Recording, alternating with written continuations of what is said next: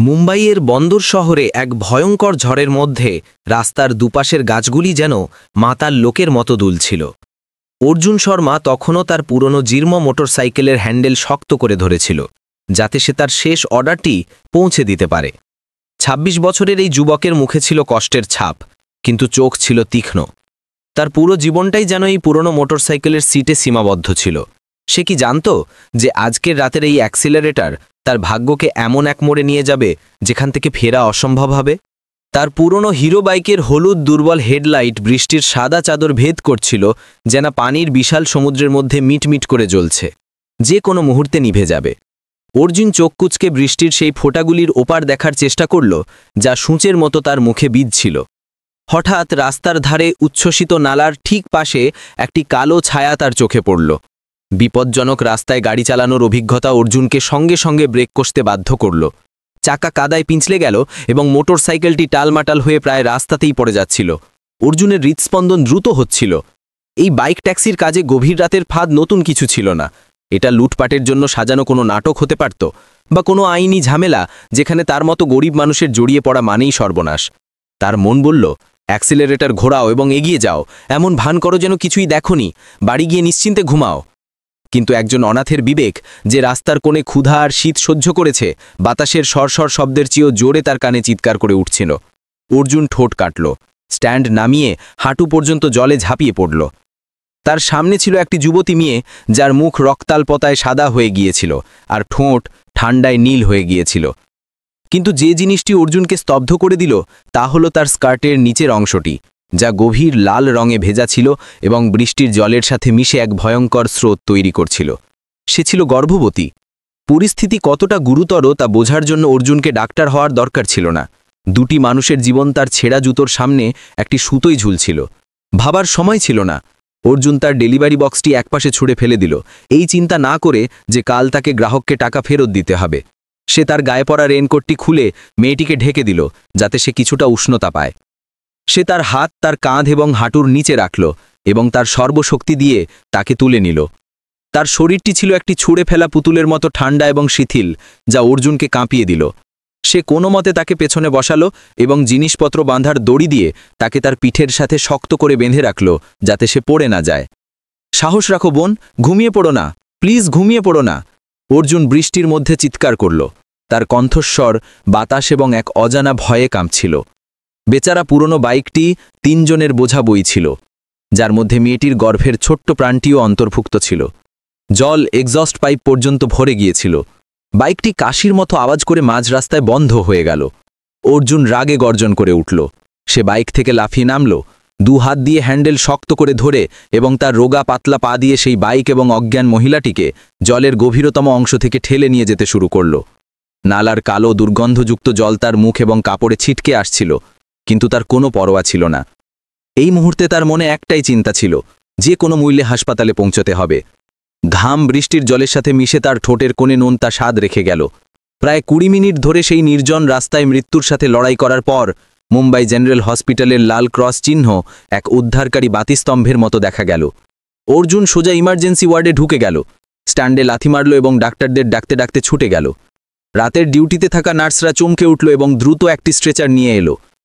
মেয়েটিকে দ্রুত ইমার্জেন্সি রুমে নিয়ে যেতে দেখে এবং কাঁচের দরজা বন্ধ হতে দেখে অর্জুন স্বস্তির নিঃশ্বাস ফেলল। তার হাত পা কাঁপছিল এবং সে ঠান্ডা টাইলস দেওয়া মেঝেতে বসে পড়ল। কিন্তু তার ভালোর পরীক্ষা সবে শুরু হলো।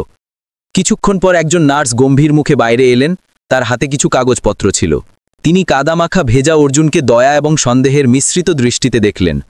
আপনি কি রোগী অদিতি সিংয়ের আত্মীয়? নার্স জিজ্ঞাসা করলেন, তার হাতে থাকা পরিচয়পত্রে নামটি দেখে, যা তিনি পীড়িতার পার্সে পেয়েছিলেন। অর্জুন টলমলে পায়ে দাঁড়ালো এবং মুখ মুছল। না, আমি একজন বাইক ট্যাক্সিওয়ালা। আমি তাকে রাস্তায় অজ্ঞান অবস্থায় পেয়ে এখানে নিয়ে এসেছি। নার্স তার ভ্রু কুঁচকালেন। তার অবস্থা খুব গুরুতর। গর্ভপাতের ঝুঁকি আছে, প্রচুর রক্তক্ষরণ হয়েছে এবং জরায়ুর মারাত্মক ক্ষতি হয়েছে। মা এবং শিশু দুজনকেই বাঁচাতে অবিলম্বে অপারেশন করতে হবে। কিন্তু তার কাছে কোনো নগদ টাকা নেই এবং তার ফোনটি ভেঙে গেছে, অন হচ্ছে না। হসপিটালের নিয়ম অনুযায়ী আপনাকে কমপক্ষে ১০,০০০ টাকার জরুরি সার্জারি ও ভর্তির ফি জমা দিতে হবে। ১০,০০০ টাকা? এই অঙ্কটি অর্জুনের মাথায় বিদ্যুৎ চমকের মতো আঘাত হানল। বাইরের ধনী লোকেদের জন্য এটা হয়তো একটা পার্টি বা একটা হ্যান্ডব্যাগের দাম, কিন্তু অর্জুনের জন্য এটা ছিল তার চামড়া, ঘাম এবং চোখের জল, যা হয়তো কয়েক বছরের কঠোর পরিশ্রমের পরেও জমানো সম্ভব হতো না। ম্যাডাম, প্লিজ আগে জীবন বাঁচান, মানুষের জীবন বেশি জরুরি। অর্জুন তোতলাল, তার কণ্ঠে ছিল মিনতি। আমরা প্রাথমিক চিকিৎসা করছি, কিন্তু সার্জারির জন্য রক্ত, ওষুধ এবং একটি টিমের প্রয়োজন। আপনি ভর্তির প্রক্রিয়া শেষ করে টাকা জমা না দিলে আমরা দামি ওষুধ বের করতে পারব না। আপনি তার পরিবারের সাথে যোগাযোগ করুন, বা আপনি কি সাহায্য করতে পারেন? নার্স তাকে দেখলেন। তার কণ্ঠস্বর ধীর ছিল, কিন্তু তিনি নিয়ম মানতে দৃঢ় ছিলেন। অর্জুন তার পকেট হাতড়ে ভিজে যাওয়া ভাঁজ করা নোটের একটি বান্ডিল বের করল। ৩২৫০ টাকা। সারাদিন কঠোর পরিশ্রম করার এবং রাতের খাবার না খাওয়ার পর তার কাছে শুধু এটাই ছিল। সে সেই নোটগুলোর দিকে তাকালো এবং তারপর এমার্জেন্সি রুমের দরজার দিকে, যেখানে লাল আলো জ্বলছিল। অসহায়তার অনুভূতি তার গলা পর্যন্ত চলে এলো। সে করিডোরে ছুটে গেল। কাঁপতে থাকা হাতে তার কিছু বন্ধুকে ফোন করল, যারা দিনমজুরের কাজ করত, কিছু পরিচিত লোককে। কিন্তু উত্তরে সে হয় লম্বা ঘণ্টার আওয়াজ শুনল, নয়তো রুক্ষ প্রত্যাখ্যান। পাগল নাকি অর্জুন? এই মুহূর্তে কার কাছে টাকা আছে? আর তুই কেন অন্যদের ঝামেলার মধ্যে জড়াস? ওকে ছেড়ে দে। আমি নিজেই খুব কষ্টে আছি, আমার বউ বাচ্চারা না খেয়ে আছে। এই কথাগুলি ঠান্ডা জলের চড় মারার মতো তার মুখে লাগল। অর্জুন ফোন কেটে দিল। দেয়ালের সমর্থন ধীরে ধীরে নিচে বসে পড়ল। সে কি কাউকে এতদূর বাঁচিয়ে আনার পর শুধু টাকা না থাকার কারণে মরতে দেবে? তার বিবেক তাকে এমনটা করার অনুমতি দিচ্ছিল না। তার নজর হঠাৎ হাসপাতালের বাইরে বৃষ্টিতে দাঁড়িয়ে থাকা তার হিরো বাইকটির উপর পড়ল। এটা সেই বাইক ছিল যা সে তার বাবা একটি গুরুতর রোগে মারা যাওয়ার আগে তার জন্য রেখে গিয়েছিলেন। এটি ছিল তার জীবিকা, তার সবচেয়ে ভালো বন্ধু, তার চলন্ত বাড়ি। এই পৃথিবীতে টিকে থাকার জন্য তার একমাত্র অবলম্বন। এটাকে হারানোর অর্থ ছিল যে সে সত্যিই বেকার এবং খালি হাতে হয়ে যাবে। একটি জবরদস্ত অভ্যন্তরীণ সংঘাত শুরু হল। একদিকে একটি পবিত্র স্মৃতিচিহ্ন এবং তার জীবিকা, আর অন্যদিকে দুটি প্রাণ, যা মৃত্যুর জন্য অপেক্ষা করছিল। ডিউটি রুম থেকে নার্সের আওয়াজ এলো। ব্লাড প্রেশার দ্রুত কমে যাচ্ছে। হেড ডাক্তার পরিবারকে অপারেশনের জন্য সম্মতিপত্রে স্বাক্ষর করতে এবং টাকা জমা দিতে বলছেন। এই আওয়াজটি অর্জুনের হৃদয়ের দ্বিধার শেষ সুতোটা কেটে দিল। সে ঠোঁট এত জ্বলে কাটল যে রক্ত বেরিয়ে এলো, এবং বৃষ্টিতে তার মোটরসাইকেলটিকে রাস্তার অন্যদিকে ঠেলে নিয়ে যেতে শুরু করল। হাসপাতালের গেটের সামনে ইমান নামের একটি বন্ধকের দোকান ছিল, যার মিটমিটে এলইডি লইটি সেই অসহায় রোগীদের পরিবারকে উপহাস করছিল যারা টাকার অভাবে ছিল। দোকানের মালিক ছিল একটি মোটা লোক, যার গলায় কুকুরের চেনের মতো একটি মোটা সোনার চেন ছিল, এবং সে পা ছড়িয়ে টিভি দেখছিল। সে অর্জুনের দরিদ্র অবস্থা এবং পুরনো মোটরসাইকেলটি দেখে অবজ্ঞা ভরে হাসল। এই ভাঙাচোরা জিনিসও বন্ধক রাখতে এসেছিস? ইঞ্জিন ট্র্যাক্টরের মতো আওয়াজ করে, আর তার উপর জলে ডুবে আছে। এটা তো শুধু লোহা ব্যাটা। অর্জুন তার মুষ্ঠ শক্ত করল, রাগ দমন করার চেষ্টা করল। তার কণ্ঠস্বর কাঁপছিল। আমার বাইকের ইঞ্জিন আসল, কখনো খোলা হয়নি। আপনি প্লিজ এর দাম দিন। আমার কারো জীবন বাঁচানোর জন্য অবিলম্বে টাকার প্রয়োজন। দোকানের মালিক বাইকটির চারপাশ ঘুরে দেখল। টায়ারে একটি লাথি মারল এবং উদাসীনভাবে বলল, ৫,০০০ শেষ দাম। রাখতে চাইলে সাইন কর, না হলে যা। ৫,০০০? অর্জুন চমকে গেল। আঙ্কেল, এই বাইকটি কমপক্ষে ৪০,০০০ টাকার হবে। ৫,০০০-এ কি হবে? তাহলে চলে যা। এই বৃষ্টিতে আমি তোর জন্য দরজা খুলেছি, এটাই অনেক। ৫,০০০-এর উপর সুদও খুব বেশি লাগবে। ১,০০০ প্রতি হাজারে প্রতিদিন। অর্জুন দেয়ালে ঝলানো ঘড়ির দিকে তাকাল। সময় সেই মেয়েটির প্রতিটি নিঃশ্বাস কেড়ে নিচ্ছিল। তার আর কোনো উপায় ছিল না। সে তার পকেট থেকে টাচস্ক্রিন ফোনটি বের করল, যা অর্ডার নেওয়া এবং গ্রাহকদের সাথে যোগাযোগ করার তার একমাত্র মাধ্যম ছিল, তার দ্বিতীয় সবচেয়ে মূল্যবান জিনিস। এই ফোনটিও নিয়ে নিন। আপনি কি আমাকে মোট ১০,০০০ টাকা দিতে পারেন? আমি আপনার কাছে মিনতি করছি। অর্জুনের কণ্ঠস্বর প্রায় কান্নার মতো হয়ে গেল। তার মতো আত্মসম্মানী মানুষ, যে কখনো কারো সামনে মাথা নত করেনি, আজ একজন অসৎ ব্যবসায়ীর সামনে ঝুঁকতে বাধ্য হল। দোকানের মালিক ফোনটি নিল, কিছুক্ষণ ব্যবহার করল এবং বিরক্ত মুখ করল, কিন্তু তবুও মাথা নড়ে দিল। ঠিক আছে, মানলাম যে তুইও জেদি। ১০,০০০। এখানে সাইন কর। ১ মাসের মধ্যে না ছাড়ালে আমি এটা বিক্রি করে দেব। তখন অভিযোগ করিস না। অর্জুন কলম ধরল। তার কাঁপতে থাকা হাতে বন্ধকের কাগজে স্বাক্ষর করল। তার হাতের লেখা এমন লাগছিল যেন তার হৃদয়ে আঁচড় কাটছিল। সে নোটের বান্ডিলটি নিল এবং প্রতিটি নোট সোজা করল। যখন সে বাইকের চাবি দোকানের মালিককে দিল, অর্জুন সেটিকে এক পল বেশি সময় ধরে রাখল। সে বাইকের সিটে ধীরে ধীরে হাত বোলালো এবং মনে মনে তার প্রয়াত বাবার কাছে ক্ষমা চাইল। সে তার সেই পুরনো বন্ধুর কাছে ক্ষমা চাইল, যে এত বছর ধরে তার সাথে বৃষ্টি আর রোদে ছিল। আমি তোকে ফিরিয়ে আনব, আমি তোকে অবশ্যই ফিরিয়ে আনব, অর্জুন নিজেকে বলল। তার চোখ জ্বলছিল। সে বন্ধকের দোকান থেকে ছুটে বের হলো, পাগলের মতো রাস্তা পার হলো, ট্রাকেদের জোরে জোরে হর্ন বাজানোকে তোয়াক্কা না করে। সে হাসপাতালের ক্যাশ কাউন্টারে পৌঁছালো এবং ভিজে যাওয়া নোটের বান্ডিল কাঁচের টেবিলের উপর আছড়ে ফেলল। এই নিন টাকা, পুরো আছে, অপারেশন শুরু করুন, প্লিজ তাকে এখনই বাঁচান। অর্জুন হাঁপাচ্ছিল, তার চুল থেকে বৃষ্টির জল টপকে রশিদটি ভিজিয়ে দিচ্ছিল। কিন্তু ভাগ্য এখনও তার পিছু ছাড়েনি। যেমনই সে টাকা জমা দিল, সার্জন বাইরে এলেন। তার গ্লাভস রক্তে মাখা ছিল এবং মুখে ছিল তীব্র উত্তেজনা। আমাদের এখনই রক্তের দরকার। রোগীর রক্তের গ্রুপ ও, এবং আজ দুপুরে একটি বড় দুর্ঘটনার কারণে হাসপাতালের ব্লাড ব্যাংক খালি হয়ে গেছে। পরিবারকে ডাকা হয়েছে। জীবন বাঁচানোর জন্য অবিলম্বে সরাসরি রক্ত দিতে হবে। অর্জুন স্তব্ধ হয়ে দাঁড়িয়ে রইল। আশেপাশে কেউ ছিল না। মেয়েটি একজন অপরিচিতা। সে কিভাবে জানবে তার পরিবার কোথায়? আমার রক্তের গ্রুপ ও, অর্জুন হঠাৎ চিৎকার করে উঠল। এটা সত্যিই ছিল। সে আগেও অনেকবার ছোটখাটো উপহার, যেমন দুধের প্যাকেট বা বিস্কুটের প্যাকেটের জন্য রক্তদান করেছিল। ডাক্তার তাকে চিন্তিতভাবে দেখলেন। তুমি এখনই বৃষ্টিতে ভিজেছ, দুর্বল দেখাচ্ছ। এখন বেশি পরিমাণে রক্ত দেওয়া বিপজ্জনক হতে পারে। আমি খুব শক্তিশালী, আমি কেজি পর্যন্ত ওজন তুলতে পারি। আমার রক্ত নিন ডাক্তার, তাড়াতাড়ি করুন, দেরি হয়ে যাবে। অর্জুন তার ভেজা শার্টের হাতা গুটিয়ে দেখালো, যাতে তার রোগা কিন্তু শক্তিশালী বাহু দেখা যাচ্ছিল, যেখানে নীল শিরাগুলো স্পষ্ট ছিল। তার চোখে এমন এক দৃঢ়তার আগুন ছিল, যা দেখে বৃদ্ধ ডাক্তারও অবাক হয়ে গেলেন। আর দেরি না করে অর্জুনকে রক্ত নেওয়ার রুমে নিয়ে যাওয়া হলো। সূঁচ তার ত্বকে প্রবেশ করল এবং তার শরীর থেকে গরম রক্তের স্রোত বেরিয়ে আসতে শুরু করল, যা নলির মধ্যে দিয়ে পাশের বিছানায় অজ্ঞান হয়ে শুয়ে থাকা সেই অপরিচিত মহিলার শরীরে যাচ্ছিল। অর্জুন সেখানে সাদা সিলিংয়ের দিকে তাকিয়ে শুয়ে রইল। অনুভব করছিল যে রক্তের প্রতিটি ফোঁটার সাথে তার শক্তি ধীরে ধীরে শেষ হয়ে যাচ্ছে। তার মাথা ঘুরতে লাগল, তার পলক ভারী হয়ে এলো, ক্ষুধায় পেট মোচড় দিচ্ছিল। বৃষ্টিতে ভেজার ক্লান্তি, সম্পত্তি হারানোর ব্যথা এবং এখন জীবনী শক্তির হ্রাস, সব কিছু একসাথে তার উপর ভেঙে পড়ল। কিন্তু অদ্ভুতভাবে এই অজ্ঞানতার মধ্যেও অর্জুন তার হৃদয় হালকা অনুভব করল। তার আর ঠান্ডা লাগছিল না। অন্তত সে একটা মানুষকে ছেড়ে যায়নি। অন্তত আজ রাতে সে তার বাবার শেখানো কথাই খাঁটি ছিল। দারিদ্র্যেও সততা রেখো, অভাবের মধ্যেও আত্মসম্মান, এবং কোনো অভাবী মানুষকে দেখলে তাকে সাহায্য করো। অপারেশন ঘণ্টা চলল। যখন অপারেশন থিয়েটারের আলো নিভে গেল, তখন একটি নবজাত শিশুর দুর্বল কান্নার আওয়াজ হাসপাতালের নীরবতাকে ভেদ করে গেল। অর্জুন, যে বাইরে অপেক্ষার চেয়ারে ঝুঁকেছিল, চমকে জেগে উঠল। ডাক্তার বাইরে এলেন, মাস্ক খুললেন এবং তাকে দেখে মুচকি হেসে মাথা নাড়লেন। অভিনন্দন, মা এবং ছেলে দুজনেই নিরাপদ। সে খুব ভাগ্যবান যে তোমার মতো স্বামী পেয়েছে। অর্জুন মুখ খুলে বলতে চাইল যে সে তার স্বামী নয়, কিন্তু তার গলা শুকিয়ে গেছিল এবং সে কিছুই বলতে পারল না। সে শুধু জোর করে হাসল, একটি দুর্বল বাঁকা হাসি। ডাক্তার তার কাঁধে চাপড় দিয়ে চলে গেলেন। হাসপাতালের করিডোর আবার নির্জন এবং হাওয়াযুক্ত হয়ে গেল। অর্জুন তার খালি পকেটে হাত ঢোকাল। না ছিল বাইকের চাবি, না ফোন, না একটি পয়সা। সে জলের বোতল কেনার জন্য উঠল, কিন্তু তার পা টলমল করে উঠল এবং সে প্রায় পড়েই যেত। ভারসাম্য বজায় রাখার জন্য তাকে দেওয়ালের সাহারা নিতে হলো। অর্জুন ধীরে ধীরে রিকাভারি রুমের দরজা পর্যন্ত গেল। দরজার ছোট কাঁচের মধ্যে দিয়ে সে দেখল আদিতি সিং বিছানায় ঘুমাচ্ছে। তার মুখ এখন কম ফ্যাকাশে ছিল। পাশে একটি ইনকিউবেটারে একটি ছোট্ট প্রাণী পাশ ফিরছিল। অর্জুন তার কপাল ঠান্ডা কাঁচের ওপর রাখল। তার নিঃশ্বাসের একটি ছোট অংশ ধোঁয়াশে হয়ে গেল।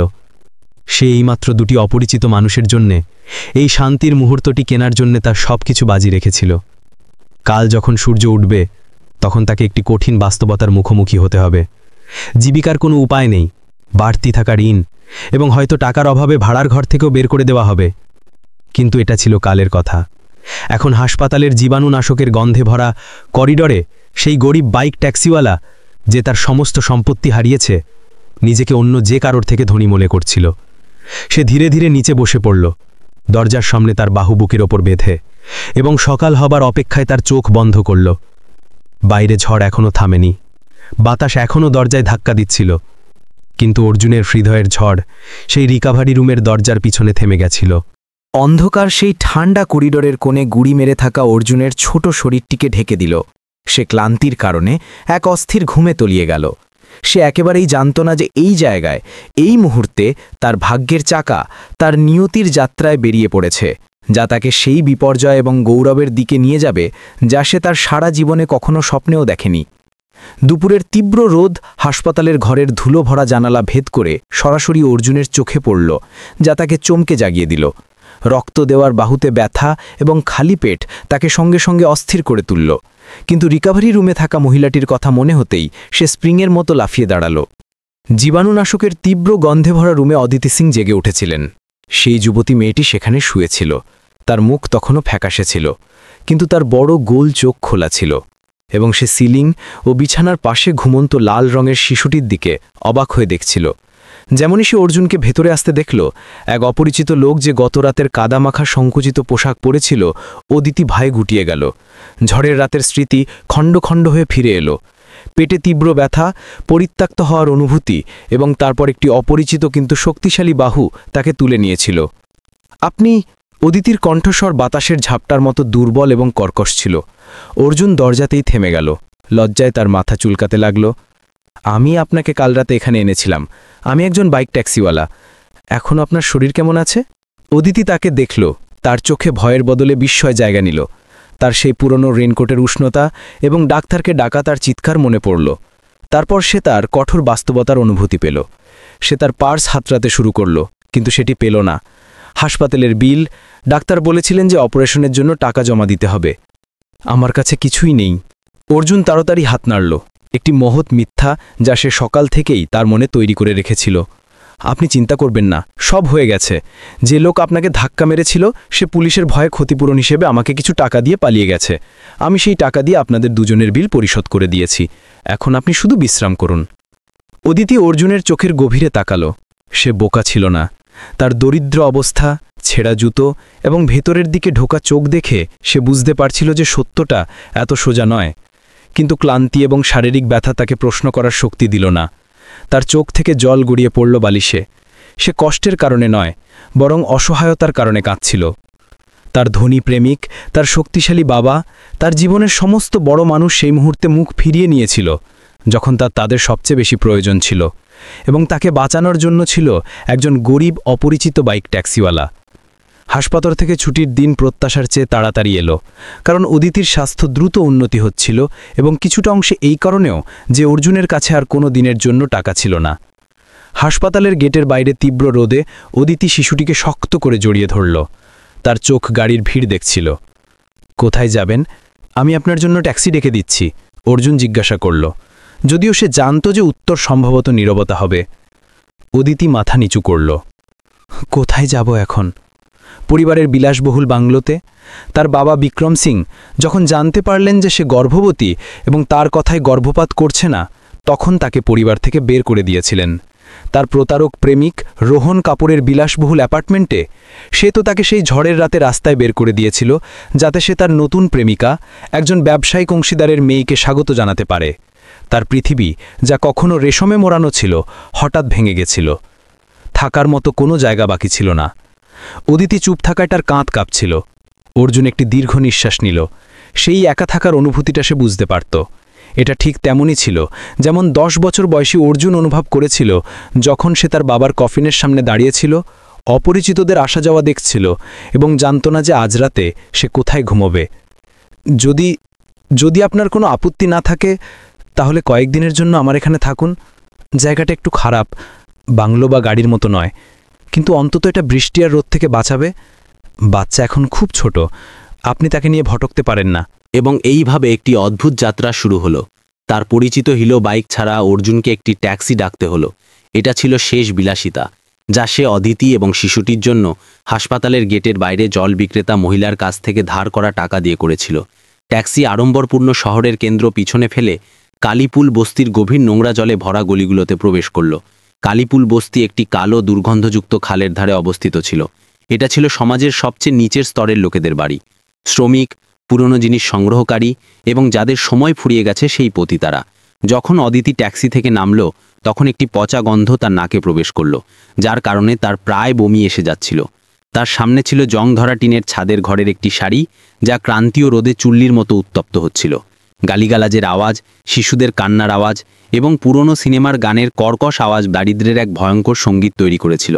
অর্জুন তাকে শাড়ির শেষের ঘরে নিয়ে গেল। ঘরটি প্রায় 15 বর্গমিটারের ছিল। দেয়ালে প্লাস্টার উঠে গিয়েছিল এবং হলুদ দাগ ছিল।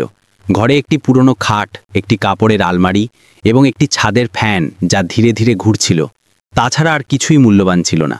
আপনি এবং বাচ্চা এখানে থাকুন, আমি মেঝেতে মাদুর বিছিয়ে ঘুমাবো, অর্জুন তাড়াতাড়ি বলল এবং তার ছড়ানো কাপড় গোছাতে শুরু করল, যাতে বসার জায়গা তৈরি হয়। অদিতি এবং শিশুটির উপস্থিতি অর্জুনের একা অস্থার জীবনকে পুরোপুরি পাল্টে দিয়েছিল। কিন্তু সবচেয়ে বড় পরিবর্তন এসেছিল স্বয়ং অর্জুনের মধ্যে। মোটরসাইকেল হারানোর পর অর্জুন ছিল ভাঙা ডানাওয়ালা বাজপাখির মতো, কিন্তু সে নিজেকে হার মানতে দিল না। এখন তাকে আরও 2জন মানুষের পেট চালাতে হবে। পরের দিন সকালে, যখন তখনও অন্ধকার ছিল, অর্জুন ঘুম থেকে উঠল। সে সারদা বাইয়ের কাছে গেল, যিনি বস্তির বাড়িওয়ালি ছিলেন এবং সেই গরিব বস্তির সবচেয়ে ধনী মহিলাও ছিলেন। মাসি, আপনি কি আমাকে আপনার পুরনো স্কুটার ভাড়া দেবেন? আমি শুধু কয়েকদিন চালাবো, সন্ধ্যায় ফেরত দিয়ে দেব, পেট্রোল পুরো ভরে দেব, অর্জুন মিনতি করল। সারদাবাই তার চশমার নিচ থেকে তাকে দেখলেন এবং মুখ বাঁকালেন। এই ছেলেটার মেজাজ কি পাল্টে গেছে? তোর বাইক কোথায়? আর আমি আগেই বলে দিচ্ছি, ওই স্কুটার খুব জরাজীর্ণ। 40 টাকা প্রতিদিন ভাড়া লাগবে। টাকা আগে। 40 টাকা প্রতিদিন? সেই পুরনো স্কুটারের জন্য এটা অনেক বেশি ছিল, যা 40 কিলোমিটার প্রতি ঘন্টার বেশি যেতেও পারত না। কিন্তু অর্জুন সঙ্গে সঙ্গে রাজি হয়ে গেল। সেই দিন থেকে সবজি বাজারের লোকেরা একটি রোগা পাতলা কিন্তু জেদি যুবককে দেখতে শুরু করল। সকাল 3টা থেকে 1টা অবধি অর্জুন খালি গায়ে বাজারে সবজি নামাতো। 20 থেকে 30 কেজি ওজনের আলু এবং গাজরের বস্তা তার পিঠে এত বোঝা দিত যে তার প্রতিটি পেশিতে ব্যথা হতো। ঘাম এবং ধুলো মিশে তার চুলে জমে যেত এবং চোখে জ্বালা করত।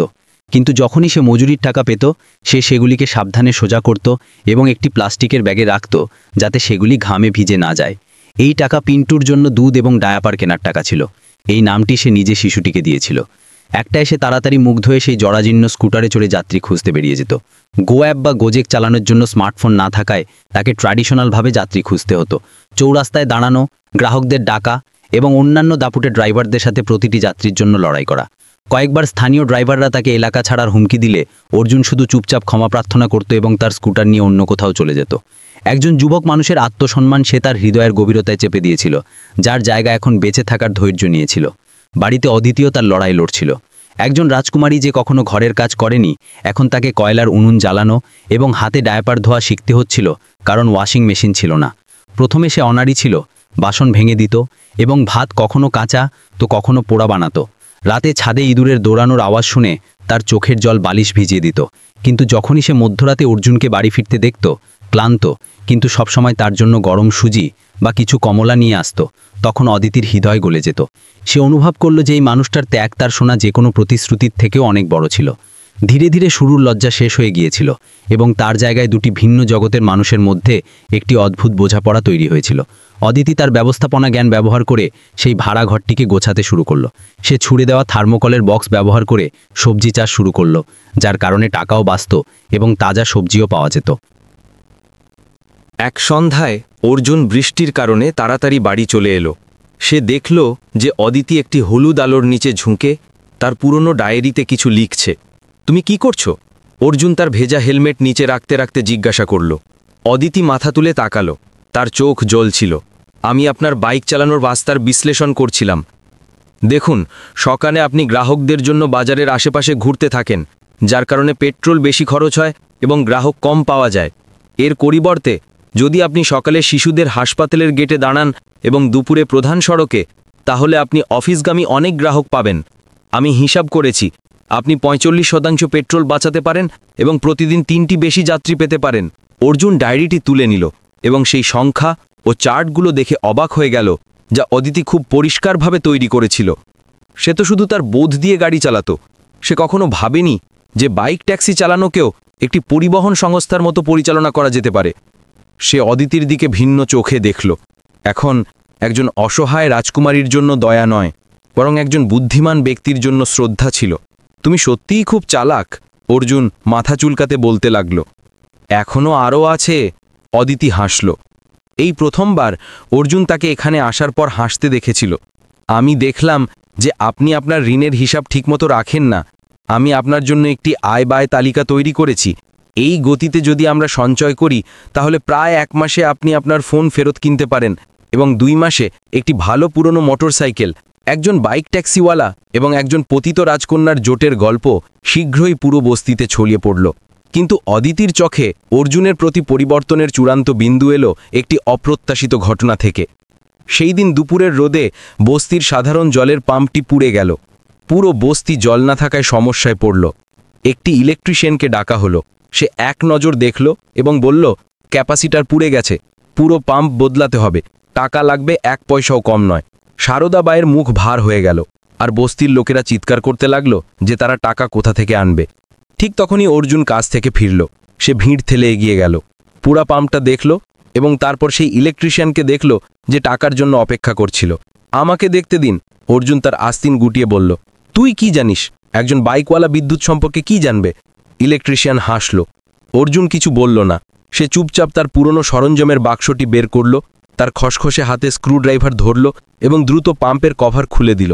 সে জট পাকানো তারগুলো দেখল, পোড়া গন্ধ শুকল এবং তারপর একটি টেস্টার দিয়ে প্রতিটি সংযোগ পরীক্ষা করল। অর্জুনের মস্তিষ্কে বিদ্যুতের সার্কিটে একটি মানচিত্রর মতো স্পষ্ট হয়ে গেল, ঠিক ততটাই যৌক্তিক যতটা সেই রাস্তাগুলি ছিল যেখানে সে প্রতিদিন গাড়ি চালাত। মোটর নষ্ট হয়নি মাসি। অর্জুন মাথা তুলল, ঘামে ভিজে।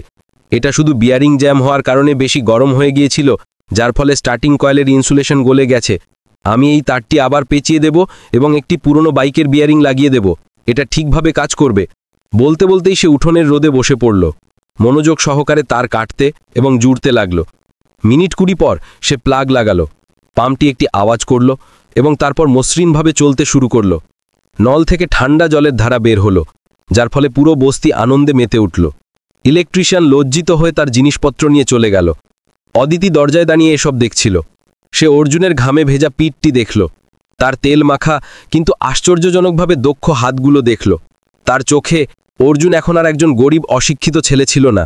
সে তার মধ্যে একজন দক্ষ কারিগরের গুণ দেখেছিল, একটি তীক্ষ্ণ প্রযুক্তিগত মন এবং সমস্যাগুলি শান্তভাবে সমাধান করার ক্ষমতা, যা সে তার দেখা পরিচালকদের মধ্যেও দেখেনি। এটা ছিল শ্রম ও বুদ্ধির সৌন্দর্য, যা একটি খসখসে বাইরের আবরণের নিচে লুকিয়েছিল। সেই রাতে আবার বৃষ্টি হতে লাগল। ছোট ভাড়ার ঘরটির কিছু জায়গা থেকে জল টপকাচ্ছিল। অর্জুনকে জল ধরার জন্য বাসন রাখতে হলো। জলের টপ টপ আওয়াজ এবং বৃষ্টির আওয়াজ একটি বিষণ্ণ কিন্তু আরামদায়ক সুর তৈরি করল। অদিতি পিন্টুকে ঘুম পাড়াচ্ছিল এবং অর্জুন দেয়ালায় বসে জানালার বাইরে দেখছিল। তুমি আমার জন্য এত ভালো কেন? অদিতি হঠাৎ জিজ্ঞাসা করল, নীরবতা ভেঙে। এই প্রশ্নটি তার মনে কয়েকদিন ধরে ঘুরপাক খাচ্ছিল। আমি একটা অচেনা, আর আমার সাথে একটা বোঝাও আছে। তুমি আমাকে বাঁচানোর জন্য তোমার বাইক, তোমার ভবিষ্যৎ সবকিছু বিক্রি করে দিয়েছ। কেন? অর্জুন ঘুরে তার দিকে তাকালো। হলুদ আলো তার কোণযুক্ত মুখের ওপর পড়ছিল, যা তার গভীর চোখগুলিকে আরও বেশি করে প্রকাশ করছিল। সে কিছুক্ষণ চুপ থাকল, তারপর বিষণ্ণভাবে হাসল। কারণ আমিও একসময় একটি ফেলে দেওয়া বোঝা ছিলাম। সে তাকে তার শৈশবের কথা বলল, তার বাবার মৃত্যুর পর রাস্তায় ঘোরার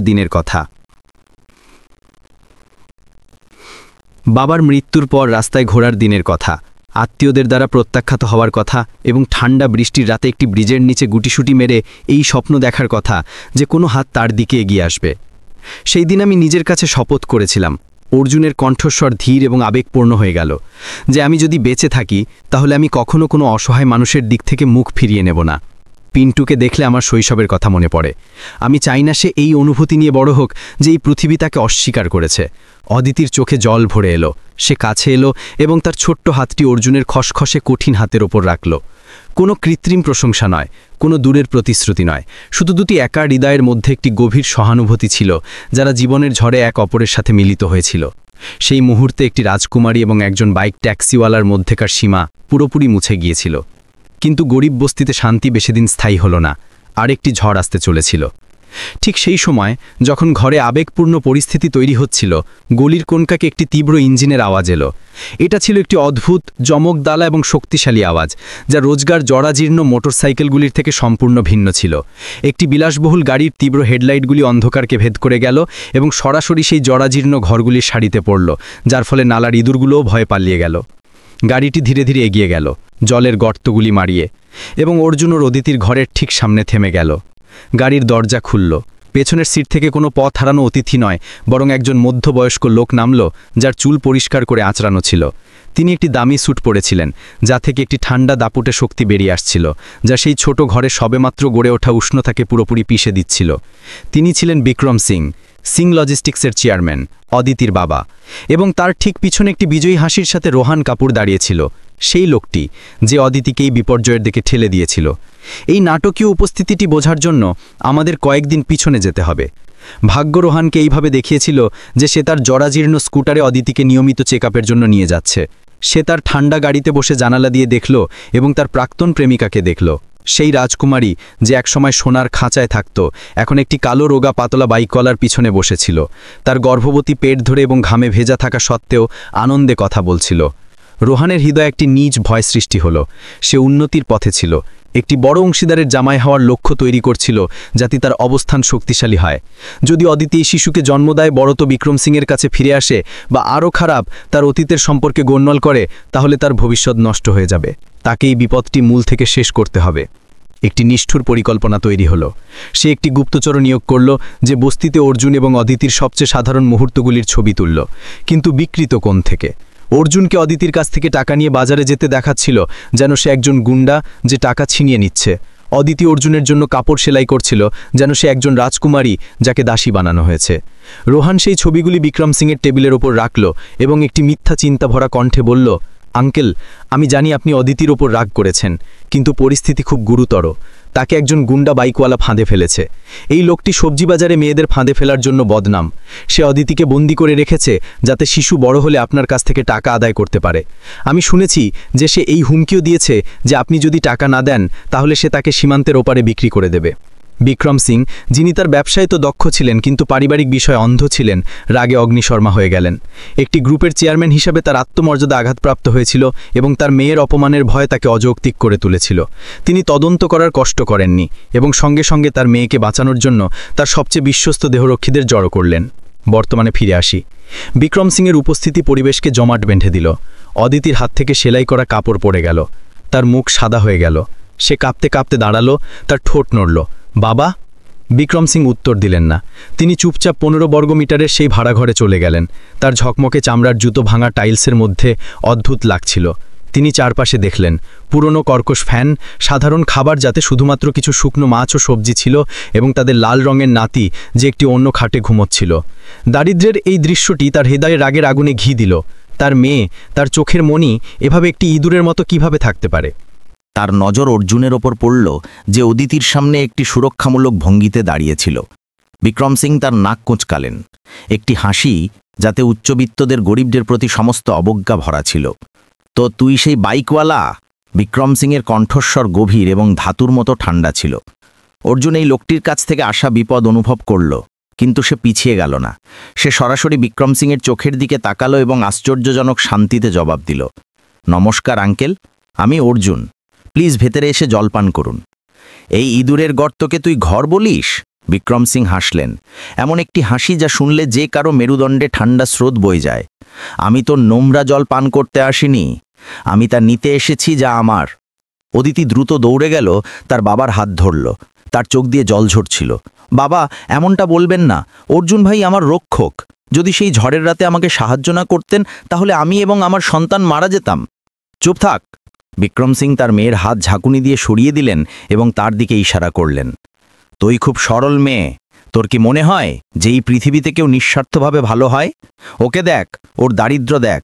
সে তোকে বাঁচালো, নাকি সে দেখলো যে তুই একটি গ্রুপের চেয়ারম্যানের মেয়ে এবং সে বিনিয়োগ করলো? সে তোকে লালন পালন করছে যাতে একদিন তোকে আমার কাছে উঁচু দামে বিক্রি করতে পারে। রোহন কাপুর যে দরজায় ঝুঁকেছিল, আগুনে ঘি ঢালল। হ্যাঁ অদিতি, তুমি খুব সরল। আমরা তদন্ত করেছি। এই লোকটির ওপর অনেক ঋণ আছে। এর বাইক বন্ধক রাখা আছে। যদি সে তোকে লুট না করে, তাহলে সে কিভাবে বাঁচবে? অর্জুন তার মুঠো শক্ত করল। এই মিথ্যা অভিযোগগুলি তার আত্মমর্যাদার ওপর ছুরির মতো বিঁধছিল। সে সেই প্রতারক লোকটির মুখে ঘুষি নাড়তে চাইছিল, কিন্তু তার বিবেকটাকে থামিয়ে দিল। এই মুহূর্তে লড়াই করলে পরিস্থিতি আরও খারাপ হবে এবং এটি প্রমাণিত হবে যে তারা তার সম্পর্কে যা বলছিল তা সঠিক।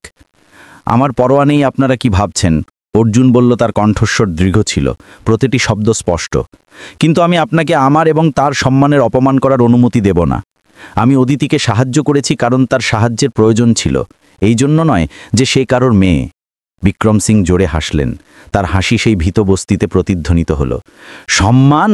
তুই আমার সাথে সম্মানের কথা বলিস? ঠিক আছে, আমি দেখছি তোর সম্মানের দাম কত। বিক্রম সিং তার পিছনে দাঁড়ানো দেহরক্ষীকে ইশারা করলেন। সে এগিয়ে গেল এবং তার হাতে একটি কালো চামড়ার ব্রিফকেস রাখল। বিক্রম সিং ব্রিফকেসটি খুললেন এবং টাকার নোটের একটি মোটা বান্ডিল বের করলেন, যা এখনও ব্যাংক থেকে তাজা ছিল। নতুন নোটের তীব্র গন্ধ অর্জুনের নাকে প্রবেশ করল। কিছু না বলে বিক্রম সিং তার হাত ঘোরালেন এবং নোটের বান্ডিল, যা প্রায় $1,00,000, বাতাসে উড়ে গেল এবং সরাসরি অর্জুনের বুকে আঘাত করল। সবুজ নোটগুলি ছড়িয়ে পড়ল এবং স্যাঁতস্যাঁতে মাটিতে পড়ে গেল। তার খালি কঠিন পা ঢেকে গেল। এটি ছিল একটি অপমানজনক দৃশ্য। জানালা থেকে উঁকি দেওয়া উৎসারী প্রতিবেশীরাও টাকার এই নিষ্ঠুর শক্তির সামনে নিঃশ্বাস বন্ধ করে দাঁড়িয়েছিল। নে এটাকে! বিক্রম সিং চিৎকার করে উঠলেন। তার কণ্ঠে দান এবং অবজ্ঞা ভরা ছিল।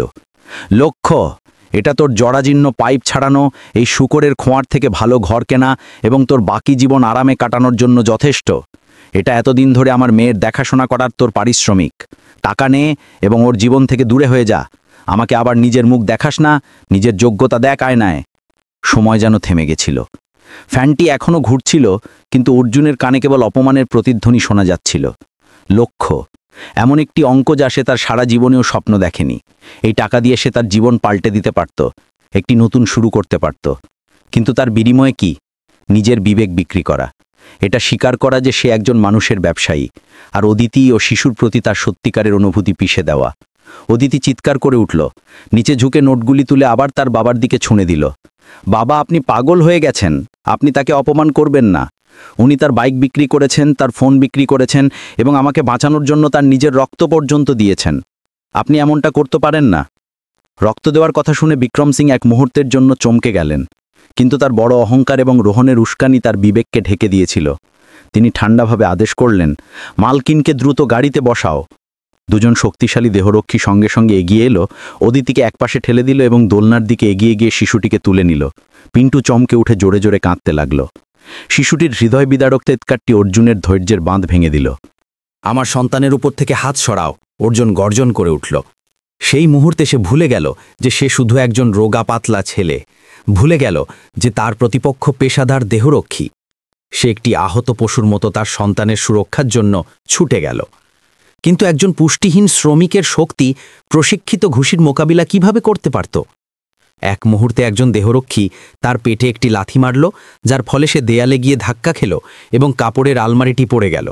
সে ওঠার আগেই দ্বিতীয় লোকটি তার ওপর ঝাঁপিয়ে পড়ল এবং তার পাঁজরে একটি হাঁটু দিয়ে আঘাত করল। অর্জুন নিচে পড়ে গেল।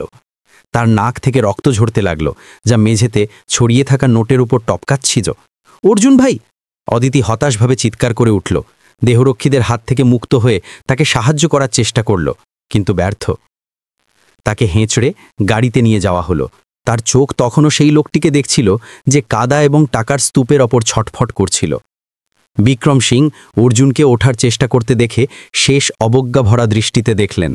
তিনি তার সুর ঠিক করলেন এবং বললেন, এই হলো শ্রেণীগত পার্থক্য। তোর কাছে না শক্তি আছে আর না টাকা। তুই যাকে ভালোবাসিস তার সুরক্ষাও করতে পারিস না। এটাকে একটি শিক্ষা হিসেবে মনে রাখিস। এই বলে তিনি ঘুরে গাড়ির দিকে হেঁটে গেলেন। রোহন অর্জুনের পাশ দিয়ে গেল। সে ঝুঁকে ফিসফিস করে বলল, যাতে কেবল অর্জুনই শুনতে পায়। তার ঠোঁটে একটি বিকৃত এবং বিষাক্ত হাসি ছিল। আমার স্ত্রী এবং সন্তানের দেখভাল করার জন্য ধন্যবাদ। এখন আমি তোর জায়গায় তাদের সকলের আনন্দ উপভোগ করব। তুই এখানেই পড়ে থাক এবং এই ছেঁড়া নোটগুলোকে বুকে জড়িয়ে রাখ, হতভাগ্য কোথাকার।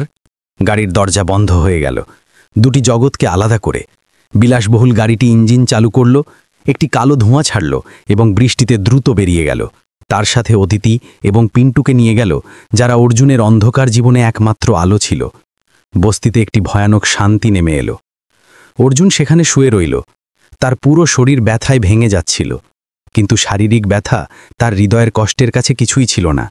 সে তার হাতের জোরে ওঠার চেষ্টা করল।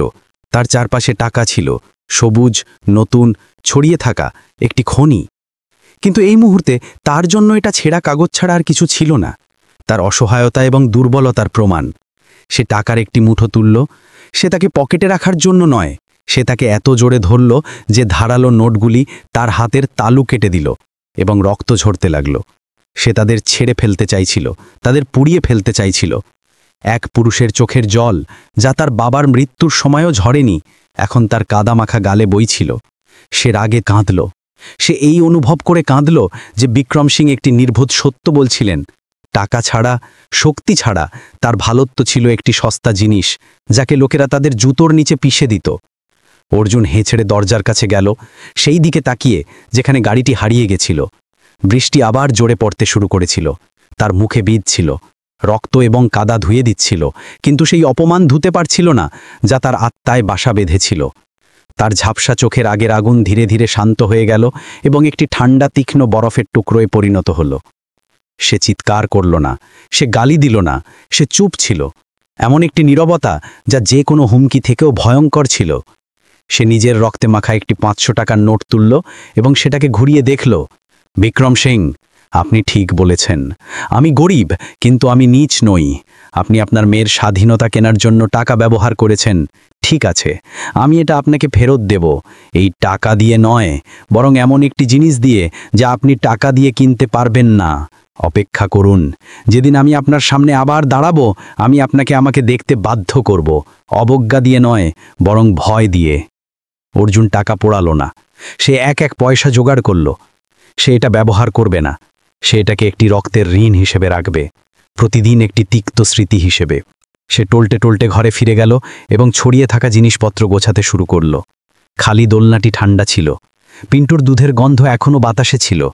সেই রাতে সেই ধ্বংসপ্রাপ্ত ভাড়ার ঘরে একটি সহজ সরল সহনশীল বাইকওয়ালা অর্জুন মারা গেছিল। পিষে দেওয়া আত্মমর্যাদার ছাই থেকে একটি নতুন মানুষ জন্ম নিচ্ছিল, আরও জেদি, আরও নির্ঠুর, এবং তার ভেতরে এমন এক উচ্চাকাঙ্ক্ষার আগুন নিয়ে যা পুরো আকাশকে জ্বালিয়ে দিতে পারত। সেই দিনগুলির পর কালীপুল বস্তির লোকেরা অর্জুনকে পুরোপুরি পাল্টে যাওয়া দেখতে পেল। তার মুখে এখন আর বিষণ্ণতা ছিল না, না সে জানালা দিয়ে বাইরে তাকিয়ে থাকত।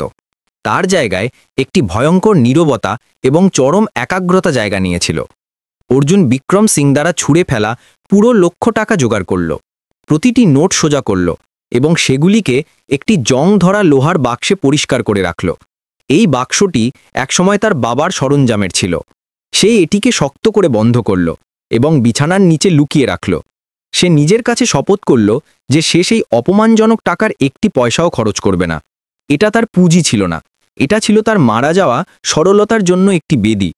প্রতিদিন ঘুম থেকে ওঠার অনুপ্রেরণা ছিল। তাকে মনে রাখতে হতো যে তাকে দ্রুত দৌড়াতে হবে, ওপরে উঠতে হবে। সেই খালি ঘরটি পরিষ্কার করতে গিয়ে, যেখানে একসময় পিন্টুর হাসি এবং অদিতির কোমল ছায়া ছিল, অর্জুন বিছানা এবং দেয়ালের মধ্যেকার ফাটলে একটি নীল চামড়ার ডায়েরি পেল। এটি সেই ডায়েরি ছিল যা অদিতি ভুলে গিয়েছিল। সে এক এক পাতা উল্টালো, যার মধ্যে নোটস, চার্ট এবং গণনার সূত্র ভরা ছিল। প্রথম পাতার শিরোনাম ছিল ভারতীয় শহরগুলির জন্য শেষ মাইল পরিবহনের অপটিমাইজেশন, অনাবিষ্কৃত সুযোগসমূহ। দেখা গেল যে এখানে থাকার সময় অদিতি শুধু বসে থাকেনি, সে অর্জুনের বাইক চালানোর পদ্ধতি দেখেছিল, শহরের অরাজক ট্রাফিকের অধ্যয়ন করেছিল এবং তার ব্যবস্থাপনা জ্ঞান ব্যবহার করে একটি নতুন পরিবহন মডেল তৈরি করেছিল। কিন্তু এই সবকিছু কাগজে কেবল একটি একাডেমিক তত্ত্ব ছিল। অর্জুন 3 রাত এক টানা সেই ডায়েরিটি পড়ল। সে সরবরাহ শৃঙ্খল বা বিনিয়োগের ওপর প্রত্যাবর্তনের মতো উচ্চস্তরের অর্থনৈতিক শব্দগুলি পুরোপুরি বুঝতে পারেনি, কিন্তু সে সমস্যার মূল বুঝতে পারল, যার সম্পর্কে অদিতি কথা বলছিল। সে কি দেখেছিল এবং অর্জুন জানত যে তাকে কিভাবে করতে হবে। সে মুম্বাইয়ের সেই জটিল গলিগুলি দেখল যেখানে সিং লজিস্টিক্সের বিশাল কন্টেনার কখনো ঢুকতে পারত না। তার মনে পড়ল যে কিভাবে হালকা ট্রাকগুলিকে পিক আওয়ারে নিষিদ্ধ করা হতো, যার ফলে মাল আটকে যেত। অর্জুনের মস্তিষ্কে একটি ধারণা সৃষ্টি হলো, একটি উচ্চ ভোল্টেজের কারেন্টের মতো। সে টেবিলের উপর হাত মারল। এই তো, এটাই আমার পাল্টা আক্রমণ করার অস্ত্র। আমি সিং লজিস্টিক্সের মতো বিশালকায়ের সাথে সরাসরি লড়াই করব না, আমি তাদের পিঁপড়েদের চতুরতা দিয়ে হারাবো। কিন্তু একটি জমকালো ধারণা অকেজো যদি তাকে বাস্তবায়ন করার কেউ না থাকে। অর্জুনের সঙ্গীদের দরকার ছিল। সে রুম নম্বর বিতে গেল, যেখানে হরি আইটি ছিল, একজন কম্পিউটার বিজ্ঞানের ছাত্র যে ফি না দিতে পারায় পড়াশোনা ছেড়ে দিয়েছিল এবং এখন কম্পিউটার ঠিক করে এবং অনলাইন গেম খেলে জীবনযাপন করছে। হরির দরজা খুলতেই বাসি নুডলস এবং সিগারেটের তীব্র গন্ধ এলো। হরি শার্ট ছাড়া ছিল, তার চোখ কম্পিউটার স্ক্রিনে স্থির ছিল এবং তার আঙুলগুলি কিবোর্ডে নাচছিল। আমাকে তোর কাছ থেকে একটি সফটওয়্যার তৈরি করাতে হবে। অর্জুন সরাসরি বলল। হরি ঘুরে অর্জুনকে তার মোটা চশমা দিয়ে দেখল। পাগল নাকি? অর্জুন, আমার মনে হয়েছিল তুই হৃদয় ভাঙার পর আত্মহত্যা করেছিস। কেমন সফটওয়্যার? আমি ঋণ শোধ করার জন্য গেম খেলে টাকা রোজগারে ব্যস্ত। একটি ডেলিভারি বাইক টিমের জন্য ব্যবস্থাপনা সফটওয়্যার, তবে মানুষের জন্য নয়, বরং সুপারফাস্ট মাল পৌঁছানোর জন্য। সরাসরি বিক্রেতা এবং ড্রাইভারদের সংযুক্ত করা, গলিগুলোর মধ্যে দিয়ে সবচেয়ে ছোট রাস্তাটি অপটিমাইজ করা। অর্জুন অদিতির ডায়েরি হরির কিবোর্ডের উপর রাখল। আমার কাছে তোকে এখন টাকা দেওয়ার জন্য নেই, কিন্তু আমি প্রতিশ্রুতি করছি, যদি আমরা সফল হই তবে তুই তকনিকের প্রধান হবি। তোকে নুডলস খেতে হবে না এবং ঋণদাতাদের কাছ থেকে লুকাতে হবে না। হরি সেই জমকালো ধারণার পথে হাসতে চাইল, কিন্তু অর্জুনের চোখ তাকে থামিয়ে দিল। এটা একটি ধারণা দেখানোর মানুষ ছিল না, বরং একটি ঝাঁকের নেতার চোখ ছিল, যে তার ঝাঁককে জড়ো করছিল। একটি ভয়ঙ্কর দৃঢ়তা। হরি ডায়েরিটি তুলল এবং কিছু পাতা উল্টালো। যেমন যেমন সে পড়তে লাগলো, তার ভ্রু কোচকাতে লাগলো।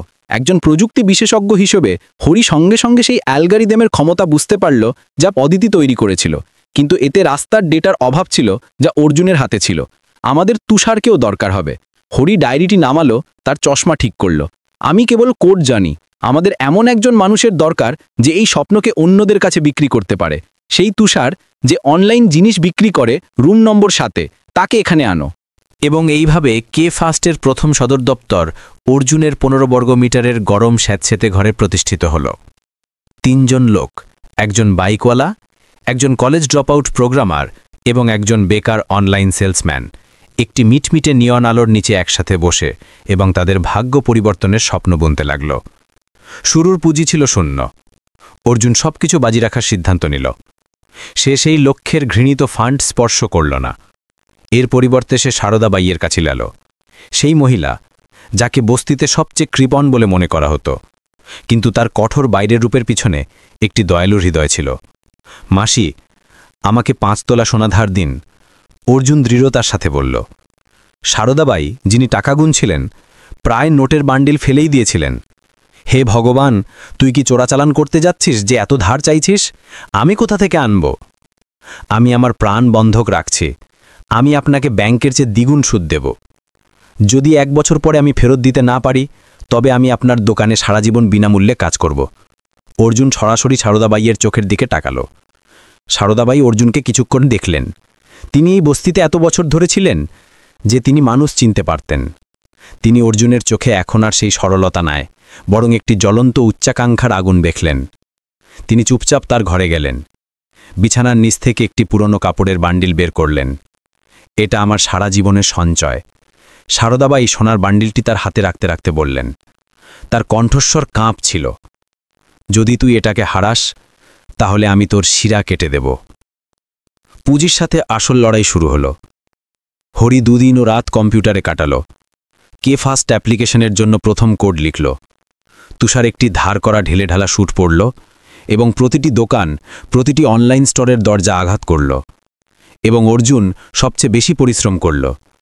সে গলির বাইকওয়ালাদের নিয়োগ করল এবং নিজে পরীক্ষার জন্য দৌড়ালো, যাতে গলিগুলোর মধ্যে যাত্রার সময় পরিমাপ করতে পারে। কিন্তু জীবন একটি স্বপ্নের মতো হয় না। প্রথম মাসে অর্ডারগুলি আঙুলে গোনা যেত। দোকানদাররা ঐতিহ্যবাহী পরিষেবার সাথে অভ্যস্ত ছিল। তারা কিছু হতভাগ্য ছেলেদের দ্বারা তৈরি একটি অজানা অ্যাপ্লিকেশনের ওপর বিশ্বাস করল না। এর ওপর তাদের স্থানীয় বাইক গ্যাংদের কাছ থেকে কঠোর এবং নোংরা প্রতিযোগিতার সম্মুখীন হতে হলো। এক সন্ধ্যায় যখন অর্জুন একটি চৌরাস্তায় কাজ করছিলেন, তখন তাকে লাঠি ধরে গুন্ডাদের একটি দল ঘিরে ধরল এবং মারধর করল।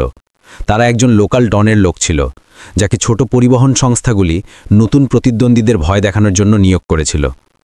অর্জুন মারাত্মকভাবে আহত হল এবং সারদাবাইয়ের ভাড়ার স্কুটারের লাইট ভেঙে দেওয়া হলো। কিন্তু এইবার অর্জুন ঘুষি দিয়ে জবাব দিল না। সে তার ঠোঁট থেকে রক্ত মুছল, সরাসরি সর্দারকে দেখল এবং প্রায় হাসল। আজ তোরা আমাকে মারলি, কাল আমি আবার কাজ করব। তোরা হাজার হাজার মানুষকে মারতে পারিস না। একে অপরের জীবিকা ছিনিয়ে নেওয়ার বদলে আমার জন্য কাজ করিস না কেন? আমি বেশি বেতন দেব, বিমাও হবে এবং রাস্তায় দাঁড়িয়ে থাকতে হবে না। সর্দার সেই শান্ত জেদি মনোভাব দেখে চমকে গেল। সে চলে গেল, কিন্তু অর্জুনের কথাগুলি তার মাথায় একটি নতুন ধারণা ঢুকিয়ে দিয়েছিল। 4র্থ মাসে মোড় এলো, যখন পুঁজি শেষ হয়ে গিয়েছিল এবং দল হতাশ হতে শুরু করেছিল। মুম্বাইয়ের সবচেয়ে দামি সি ফুড রেস্টুরেন্টের একটি চেন সংকটে পড়ে গেল। তাদের পুরনো পরিবহন অংশ পার্টনার ট্রাফিকে আটকে যাওয়াতে কোটি কোটি টাকার চিংড়ি মারা গেল এবং ভিআইপি গ্রাহকেরা অভিযোগ করল। রেস্তোরাঁর মালিক সঙ্গে সঙ্গে একটি নতুন পরিবহন অংশদারের সন্ধান করলেন, যার প্রয়োজনীয়তাগুলি প্রায় অসম্ভব ছিল। পিক আওয়ারে বন্দর থেকে শহরের টি শাখায় টাটকা সি ফুড পৌঁছানো, সর্বাধিক সময় 30 মিনিট। কোনো বড় কোম্পানি সাহস করেনি। অর্জুন এই খবরটি পড়ল। সে টেবিলের ওপর হাত মারল। এটাই সুযোগ। সে রেস্তোরাঁর মালিকের সাথে দেখা করতে গেল, যিনি একজন তীক্ষ্ণ এবং কঠোর মহিলা ছিলেন। আপনি কি গ্যারান্টি দেন?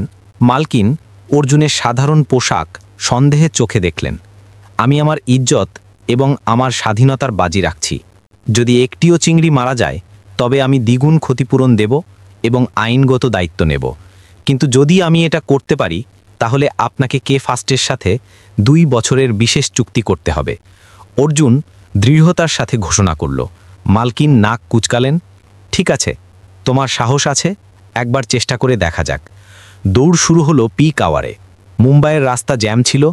প্রতিদ্বন্দ্বীদের ঠান্ডা ট্রাকগুলো ইঞ্চি ইঞ্চি করে সরছিল, কিন্তু কে ফার্স্ট ট্রাক ব্যবহার করেনি। অর্জুন বিশেষভাবে তৈরি ইনসুলেটেড বক্স সহ 50টি মোটরসাইকেল মোতায়েন করেছিল। এটা ছিল অর্জুনের নিজস্ব ধারণা। তার আদেশে পিঁপড়ের এই সেনাবাহিনী ছোট ছোট গলিতে ঢুকে গেল, ফুটপাতের ওপর দিয়ে উঠে গেল এবং সেই শর্টকাটগুলি ব্যবহার করল যা গুগল ম্যাপসেও ছিল না। অর্জুন দলের নেতৃত্ব দিল। তার চোখ আগুন ঝরাচ্ছিল এবং সে ভিড়ের মধ্যে দিয়ে দক্ষতার সাথে পেরিয়ে যাচ্ছিল। তার মনে হলো সে যেন আরও একবার মৃত্যুর সাথে দৌড় লাগাচ্ছে, তবে এবার কোনো একটি প্রাণ বাঁচানোর জন্য নয়, বরং নিজের ভবিষ্যৎ বাঁচানোর জন্য। ঠিক 85 মিনিট পর তাজা জ্যান্ত চিংড়ির বাক্সগুলি রেস্টুরেন্টের রান্নাঘরে রাখা হলো। একটিও মরেনি। রেস্টুরেন্টের মালকিন অবাক হয়ে ঘড়ি দেখলেন এবং তারপর তার সামনে দাঁড়ানো ঘামে ভেজা যুবকটিকে দেখলেন। তিনি মাথা নাড়লেন এবং চুক্তিতে স্বাক্ষর করে দিলেন। এটা ছিল কে ফার্স্ট সাম্রাজ্যের প্রথম সোনালী ইঁট। সেই চুক্তির পর কে ফার্স্ট একটি ঘটনার মতো ছড়িয়ে পড়ল। অর্জুনের গলি ডেলিভারি মডেল বাজারের একটি বড় সমস্যার সমাধান করে দিল। রাজস্ব দ্রুত বাড়ল, কিন্তু অর্জুন জানত যে বিক্রম সিংকে হারাতে হলে সে সবসময় বাইকওয়ালাদের রাজা হয়ে থাকতে পারবে না। তাকে বদলাতে হবে। 3 বছর পলক ফেলতে না ফেলতেই কেটে গেল। এই 3 বছর অর্জুন দিনে 4 ঘন্টার বেশি ঘুমোতো না। দিনের বেলায় সে কোম্পানি চালাতো এবং রাতে পড়াশোনায় ডুবে থাকত। সে ইংরেজি শিখল, সে ব্যবসা ব্যবস্থাপনা, অর্থ ও বিপণনের বই পড়ল। সে নিজেকে চলাফেরা করা, কথা বলা, মদের গ্লাস ধরা এবং অংশীদারদের সাথে হাত মেলানো শেখানোর জন্য একজন গৃহ শিক্ষক রাখল। একজন অশিক্ষিত ছেলে থেকে অর্জুন নিজেকে একটি ধারালো তরবারিকে বদলে দিল। তার হাতে এখনও দাগ ছিল, কিন্তু এখন সেগুলো একটি দামি ইস্ত্রি করা শার্টের আস্তিনের নিচে লুকিয়েছিল। কে ফার্স্ট এখন আর কালীপুল বস্তিতে ছিল না। তারা আরও একটা ভালো অফিস বিল্ডিংয়ে চলে গেল। হরি আইটি এখন একটি সুসংগঠিত প্রযুক্তি পরিচালক ছিল। তুষার একজন বিখ্যাত ব্যবসা পরিচালক হয়ে উঠল এবং অর্জুন, সিইও অর্জুন শর্মা, শহরের তরুণ উদ্যোক্তাদের একটি প্রধান মুখ হয়ে উঠল। কিন্তু খুব কম লোকই জানত যে প্রতি রাতে তার বিলাসবহুল অ্যাপার্টমেন্ট থেকে শহরের ঝলমলে আলো দেখতে দেখতে অর্জুন এখনও তার বিছানার নিচ থেকে সেই পুরনো লোহার বাক্সটি খুলত। 20 লাখ টাকা তখনও সেখানেই ছিল। নতুন নোটের গন্ধ ম্লান হয়ে গিয়েছিল, কিন্তু অপমানের গন্ধ তখনও তাজা ছিল। সে সেই নোটগুলো স্পর্শ করত, সেগুলো শীতলতা অনুভব করত, যাতে নিজেকে মনে করিয়ে দিতে পারত যে তাকে জয়ের ওপর ঘুমিয়ে পড়লে চলবে না। সে এখনও সিং লজিস্টিক্সের খবরের ওপর নজর রাখত। সে জানত যে শিকার দুর্বল হয়ে যাচ্ছে। রোহন, যেমনটা সে অনুমান করেছিল, কোম্পানির ভেতর থেকে সর্বনাশ করছিল। এবং তারপর সেই দিনটিও এলো। জাতীয় লজিস্টিক্স ফোরাম শহরের কনভেনশন সেন্টারে আয়োজিত হয়েছিল। এই সেই জায়গা ছিল যেখানে শিল্পের সবচেয়ে বড় খেলোয়াড়েরা জড়ো হতেন। এমন একটি জায়গা যেখানে অর্জুনের মতো বাইকওয়ালা একসময় দূর থেকে কেবল দেখতেই পারত। আজ অর্জুন একটি কালো মার্সিডিজ থেকে নামল। সে তার স্যুট ঠিক করল, নিজের পরিপাটি করে ছাঁটা চুল স্পর্শ করল। তার আত্মবিশ্বাস ফটোগ্রাফারদেরকে ক্রমাগত ছবি তুলতে বাধ্য করল। তার মধ্যে সেই ছেঁড়াখোড়া ছেলেটির কোনো আভাস ছিল না। অর্জুন বড় হলে প্রবেশ করল। ফ্ল্যাশলাইটের ঝলকানি তার চোখ ঝলসে দিল না। সে সরাসরি ভিআইপি এলাকার দিকে গেল। সেখানে সিং লজিস্টিক্সের স্টল কেন্দ্রে ছিল, বড় এবং জমকদার। কিন্তু অর্জুন কর্মীদের চোখে ক্লান্তি এবং চেয়ারম্যান বিক্রম সিংয়ের অস্বাভাবিক অনুপস্থিতি লক্ষ্য করল। কেবল রোহন কাপুর সেখানে দাঁড়িয়েছিল, হাতে মদের গ্লাস নিয়ে অংশীদারদের সাথে মিথ্যা হাসি হাসছিল, কিন্তু তার চোখ ক্রমাগত উদ্বেগে ঘুরছিল। অর্জুন থামল এবং সিং লজিস্টিক্সের লোকেদের সামনে দাঁড়ালো। সে তার নাক কুচকালো, একটা আধা হাসি যার মধ্যে অনেক কিছু লুকানো ছিল। 3 বছরের কঠোর পরিশ্রম, 3 বছর চোখের জল পান করে এখন সে তাদের সমান দাঁড়িয়েছিল, হয়তো তাদের থেকেও উপরে। সে তার পকেটে হাত দিল, যেখানে একটি নতুন বিজনেস কার্ড ছিল। তাতে লেখা ছিল অর্জুন শর্মা, সভাপতি, কে ফার্স্ট। রোহন কাপুর যেন সেই বিপদ অনুভব করল। সে মাথা ঘোরালো এবং দুজনের চোখ মিলিত হল। রোহন তার চোখ কুচকালো, যেন কোনো পরিচিতকে দেখছে, কিন্তু সে তার চোখে বিশ্বাস করতে পারছিল না। তার সামনে দাঁড়িয়ে থাকা লোকটি একজন বিজয়ের আভা ছড়াচ্ছিল। এই কি সেই ছেঁড়াখোড়া বাইকওয়ালা হতে পারে? অর্জুন তার হাতে থাকা মদের গ্লাসটি তুলল এবং রোহনকে একটি বিনয় কিন্তু তীক্ষ্ণ মাথা নাড়িয়ে অভিবাদন জানালো। শিকারের সময় হয়ে গিয়েছিল। যখন অর্জুন ছাইয়ের স্তূপ থেকে নিজের সাম্রাজ্য তৈরি করছিল, অন্যদিকে সিং টাওয়ারের বিলাসবহুল প্রাসাদের ভিতরে আরও একটি ট্র্যাজেডি নীরবে ঘটছিল, যা ছিল আরও অনেক বেশি নিষ্ঠুর এবং শ্বাসরুদ্ধকর।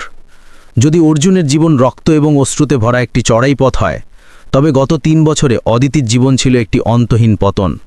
যদিও বাইরে থেকে সে এখনও একজন মর্যাদাপূর্ণ রাজকুমারী হিসাবে পরিচিত ছিল, সেই ঝড়ের রাতের পর অদিতি একটি বড় কিন্তু ঠান্ডা বাংলোতে ফিরে যায়। বিক্রম সিং টাকা ব্যবহার করে তার পরিবারের সম্মান রক্ষা করেছিলেন, কিন্তু তিনি সেই বাড়িটিকে একটি জেলে পরিণত করেছিলেন। তিনি তার মেয়েকে বন্দী করেননি, কিন্তু তিনি তাকে একটি ভয়ানক অবহেলায় আবদ্ধ করেছিলেন। পিন্টু তার মায়ের উপাধি নিয়ে জন্মগ্রহণ করে এবং প্রতিদিন সে সেই মানুষটির মতো দেখতে লাগতে শুরু করে যাকে বিক্রম সিং ঘৃণা করতেন। তার চোখ ঠিক তেমনই ছিল। যখনই বিক্রম সিং তার নাতিকে উঠোনে খেলতে দেখতেন, তিনি ভ্রু কুঁচকে মুখ ফিরিয়ে নিতেন। তার দৃষ্টিতে সেই শিশু ছিল অপমানের প্রতীক। এই কথার জীবন্ত প্রমাণ যে তার মেয়ে একজন গরিব বাইকওয়ালার বাহুতে চলে গিয়েছিল। তিনি বাড়ির কাউকে সেই রাতের কথা উল্লেখ করতে বারণ করেছিলেন এবং শিশুটিকে একবারও কোলে নিতে অস্বীকার করেছিলেন। অদিতি একটি ছায়ার মতো জীবন কাটাচ্ছিল, চুপচাপ কোম্পানি এবং বাড়ির মধ্যে আসা যাওয়া করত। তাকে ব্যবস্থাপনা বিভাগের উপপ্রধান নিযুক্ত করা হয়েছিল, এমন একটি পদ যা শুনতে বড় লাগলেও বাস্তবে সে ছিল একটি পুতুল। তাকে সম্পূর্ণভাবে বিচ্ছিন্ন করে দেওয়া হয়েছিল। পুরনো কর্মীরা তাকে এড়িয়ে চলত এবং নতুন কর্মীরা তার পিছনে অবৈধ মায়ের মতো ফিসফিস করত। অদিতি সবকিছু দাঁত চেপে সহ্য করল। সে প্রতিবাদ করার সাহস দেখায়নি, আবার পালিয়ে যাওয়ারও সাহস দেখায়নি, কারণ এখন সে একা ছিল না। তার এই ছাদটির প্রয়োজন ছিল যাতে পিন্টু থাকার জায়গা পায়। তার এই বেতনটির প্রয়োজন ছিল যাতে সে তার ছেলেকে বড় করতে পারে, যদিও এর মূল্য ছিল প্রতিদিন তার আত্মসম্মানকে চূর্ণ করা। কিন্তু অদিতির সবচেয়ে বড় কষ্ট তার বাবার অবহেলা থেকে আসেনি, বরং রোহন কাপুরের বিজয় থেকে আসত। সে একটি বিষাক্ত সাপের মতো গোষ্ঠীর প্রতিটি কোণে প্রবেশ করেছিল।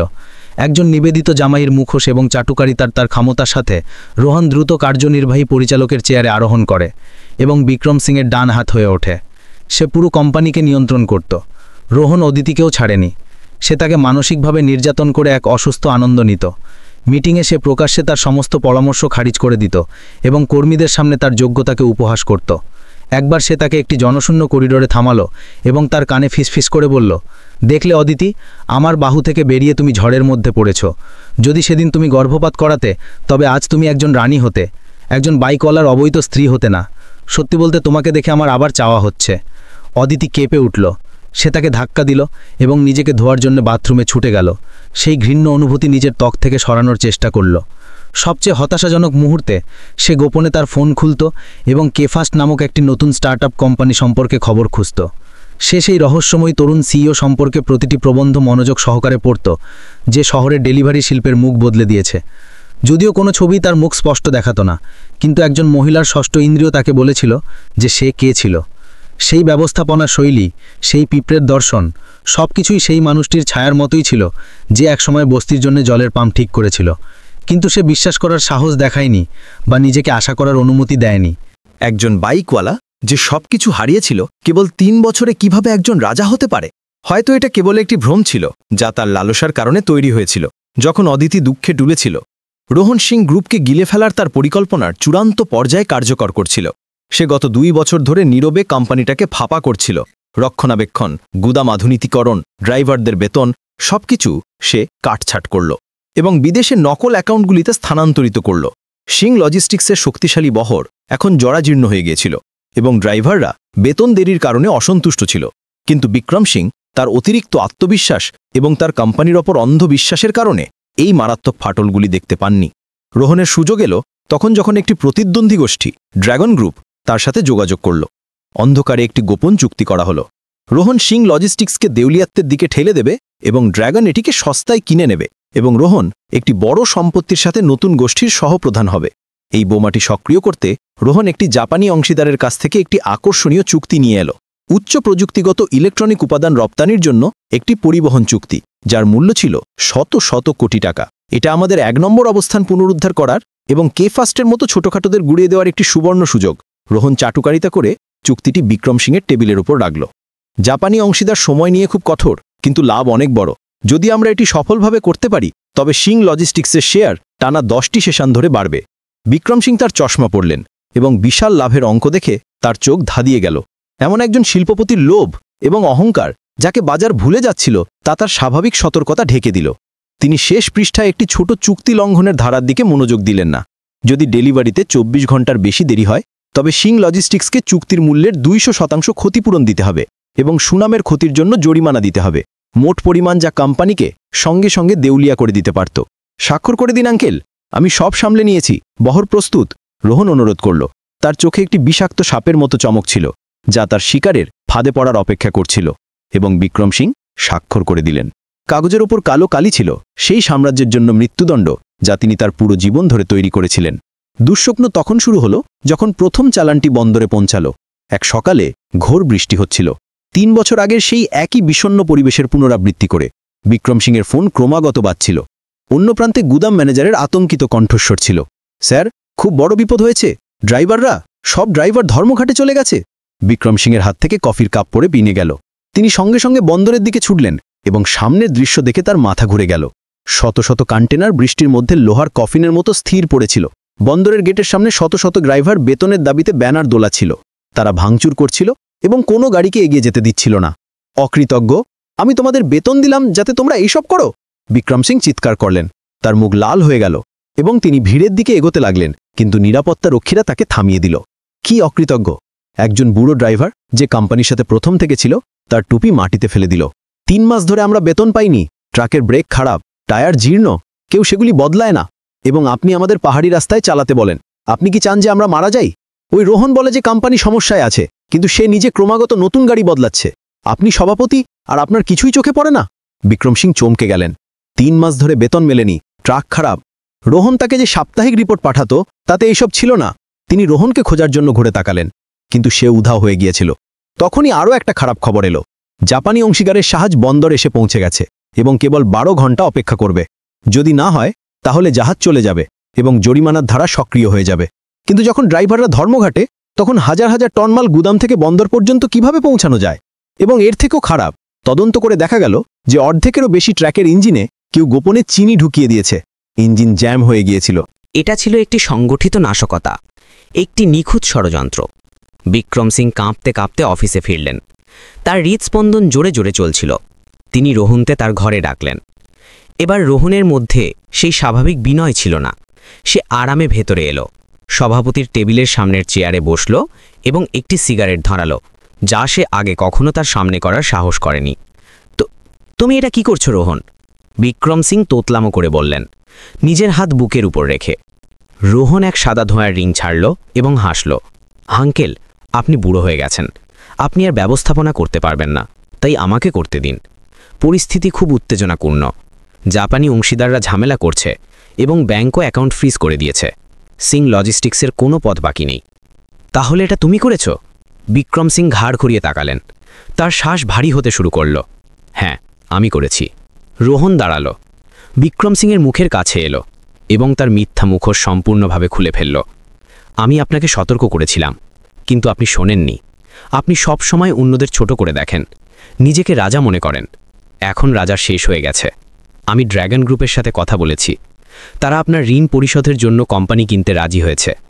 দামটা একটু কম, কিন্তু ঋণের জন্য জেলে যাওয়ার চেয়েও তো ভালো, তাই না হবু শ্বশুরমশাই? এই ধাক্কা বিক্রম সিংয়ের বুড়ো হৃদয়ের ওপর একটি হাতুড়ির মতো আঘাত হানল। তার একটি গুরুতর হার্ট অ্যাটাক হলো। তার চোখ উল্টে গেল। তিনি টেবিল আঁচড়ালেন এবং তারপর ঠান্ডা মেঝেতে অজ্ঞান হয়ে পড়ে গেলেন। রোহন কিছুক্ষণ বিক্রম সিংকে কষ্ট পেতে দেখল এবং তারপর আরামে অ্যাম্বুলেন্স ডাকার জন্য ফোন তুলল। তার ঠোঁটে নিষ্ঠুর হাসি ছিল।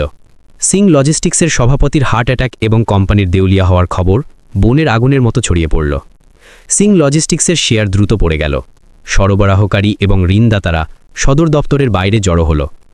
কর্মীরা ঘাবড়ে গেল এবং পদত্যাগ করতে শুরু করল। পুরো সিং টাওয়ার কাঁপছিল। অদিতি হাসপাতালে ছিল, তার চোখের জল থামছিল না। তার বাবা নিবিড় পরিচর্যা ইউনিটে ছিলেন, তারে ঘেরা।